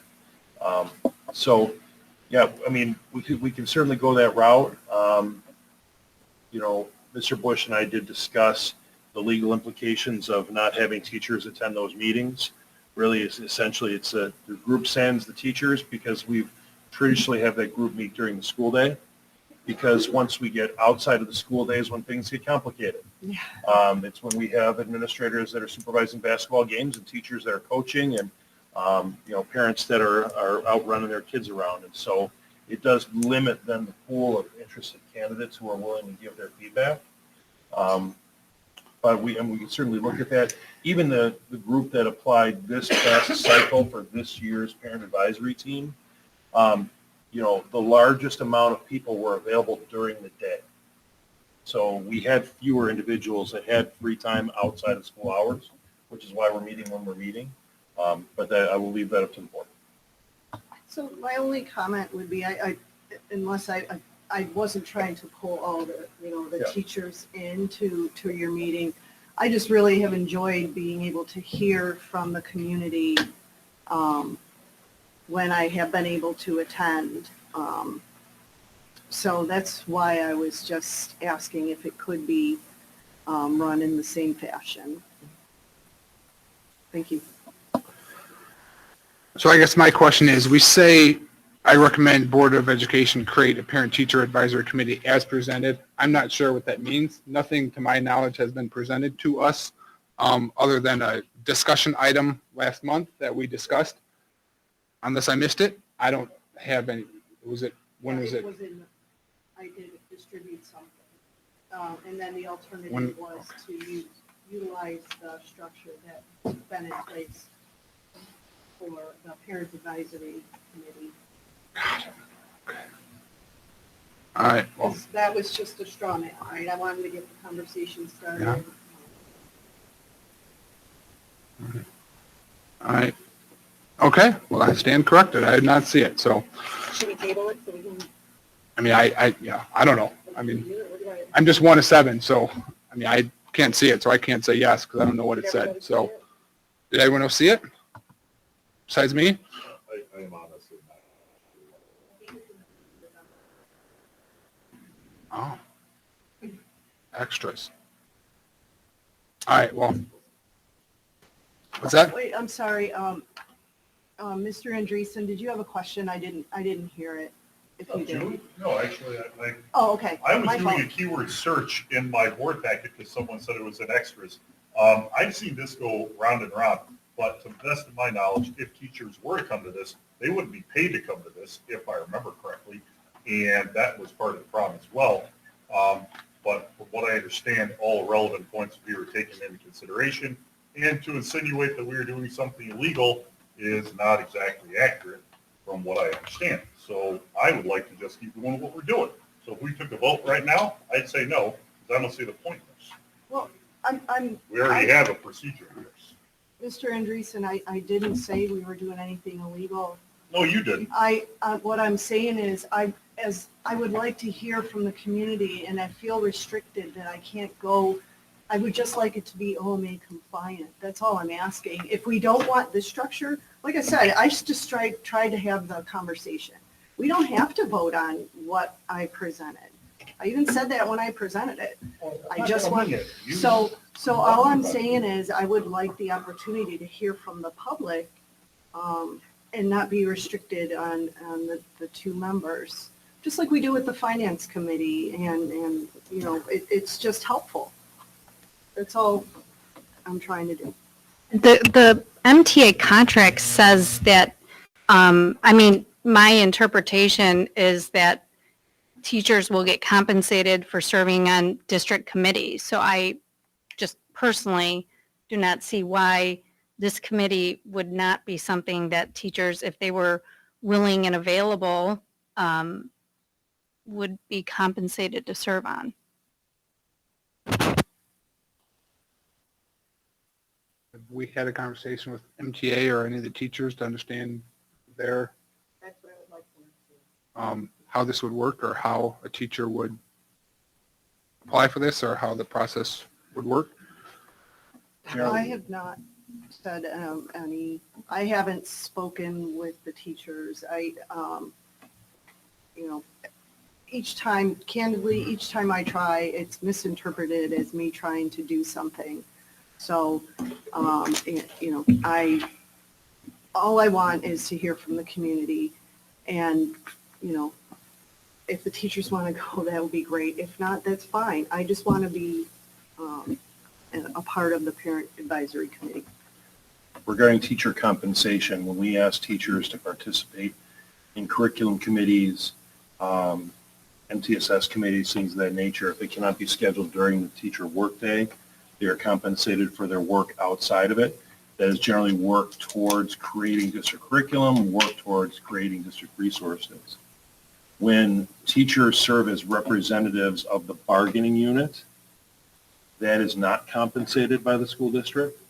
So, for example, the teachers and the MCSA representatives on our finance committee are not compensated by the school district. That is something that it is certainly collaborative in nature, to be sure, but it is not, at that point, teachers are serving there to be advisory and given input. They are not creating a work product. They're not creating for example, an assessment or a protocol, et cetera. So that's what separates those two groups. I would just suggest that we potentially consult with our district attorney, because the contract itself reads any district committee. So if we can, maybe there's further explanation of the delineation of what a district committee is and what a district committee is not. But if this is a parent-teacher advisory board committee, I would find it odd that that would not fall under the district committee classification.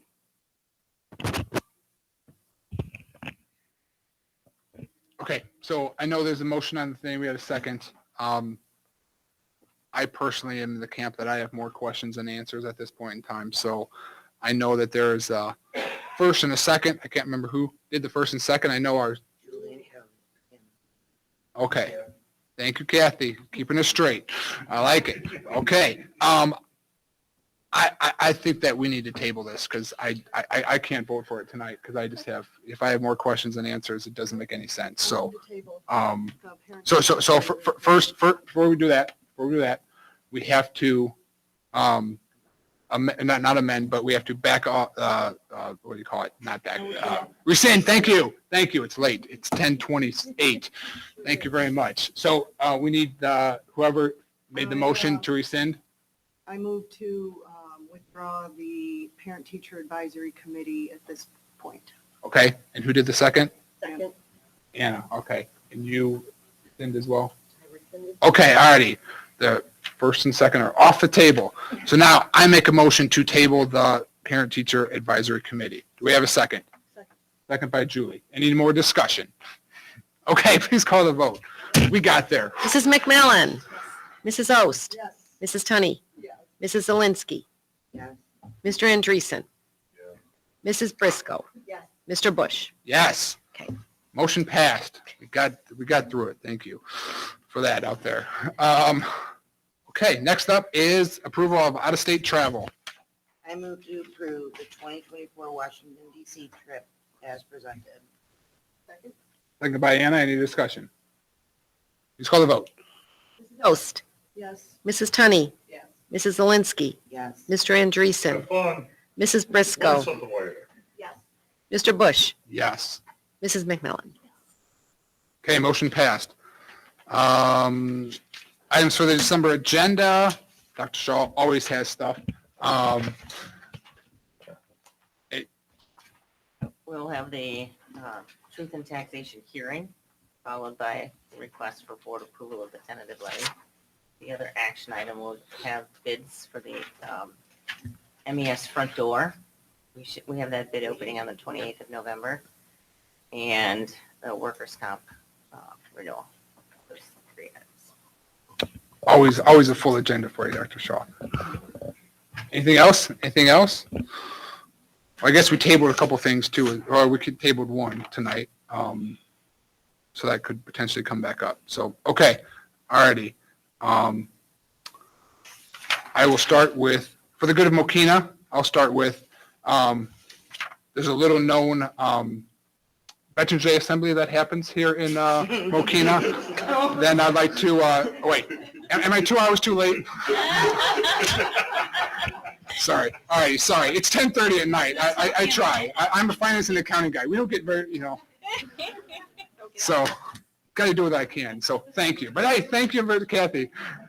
Okay, anything else for the good of Mokena? Yeah. Whoa, whoa. You go first. See? You go first. I'd like to thank Kathy again for the Okay, for all kidding aside, Mokena Miracles Wrapping Day, December 17th. Still looking for more details on that, but you can follow the Facebook page and find out time and place. 10:12. Blink knows it all. All right, and thank you to our admin for everything you do for us. I know it's our day, but I appreciate all of you. Have a good night, everybody. Okay, Jim, you're up. Mokena Lions Club will be donating food to approximately 25 families in this town who need support during Thanksgiving. As easy as we have, or whatever challenges we have, there's some people that they need food and help to get through these holidays, and I'm glad we can answer that call and help them out. We still have about a 20% poverty rate in this town, whether people realize it or not, and most people wouldn't. But they deserve help. I'm glad we can help them. And Kathy, thanks for all you're doing. Wow. All right, Julie. I wanted to reiterate thanks for that wheelchair basketball game. If you didn't get a chance to go, it was amazing. It was packed. The students were just really into it. I was just proud to see that great event. And then the Festival of Lights, just another shout out because we're going to have our band there.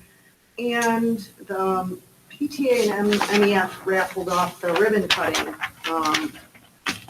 or the light turn on there. The parade of lights. So I think that would be fun to go out and support. Okay, anything else? All right. Oh, wait, me. I said me. Okay, sorry. Jeez. Well, I have two things now because I can't be the only one to not say thanks, Kathy. But also, Julie stole my other one, was the Parade of Lights. Kickoff is at 5 on Front Street for the Mokena Chamber of Commerce Parade of Lights. It will run from Wolf Road all the way down to Division, and then the tree lighting ceremony will be about 10 minutes after the last entry goes through, right there at Front Street and Mokena Street, with a few guests that you can take pictures with. Thanks for the extra details. Hey. Anyone else? I think Kathy's the guest. Should say. All right. With, yeah? What you got, Quillen? I want to thank Kathy. I do want to say something. With Ms. Coker, she did an amazing job, and as a special needs parent, that was such an amazing community event. Both whatever Ms. Coker did and Ms. Grimes, for everything that they did, not whatever, for everything that they did, as well as Lincoln. I really thought it was not just a great community event, it was a family-friendly event, and everything that she and they had done, imagined, they put into context. And it was really wonderful. So, as special needs parents, we also want to. I would be remiss if I didn't let the opportunity go by to thank the Board of Education. This is not a job which you got into for certainly big salary or the accolades. I know how many hours you give of your time, reading hundreds of pages of material every month, going through the questions back and forth. You give a lot of yourselves to the community, and so Lincoln's got a little video queued up to convey our gratitude. Bear with me.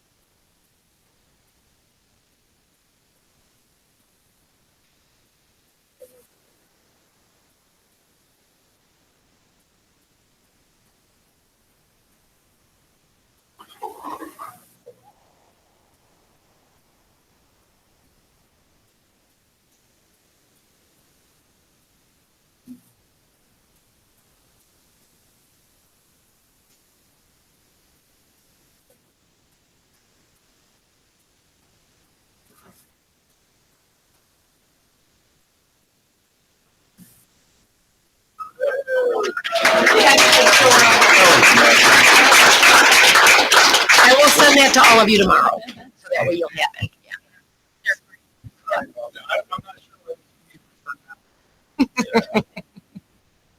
Wait, I have one more thing. That was funny. All right, Let's go. I have one more for Mokena. Miss Blank, Penny Wars, Oh, yeah. That's starting up. do you want to speak on that, please? Right after Thanksgiving? Penny Wars starts right after Thanksgiving. This building?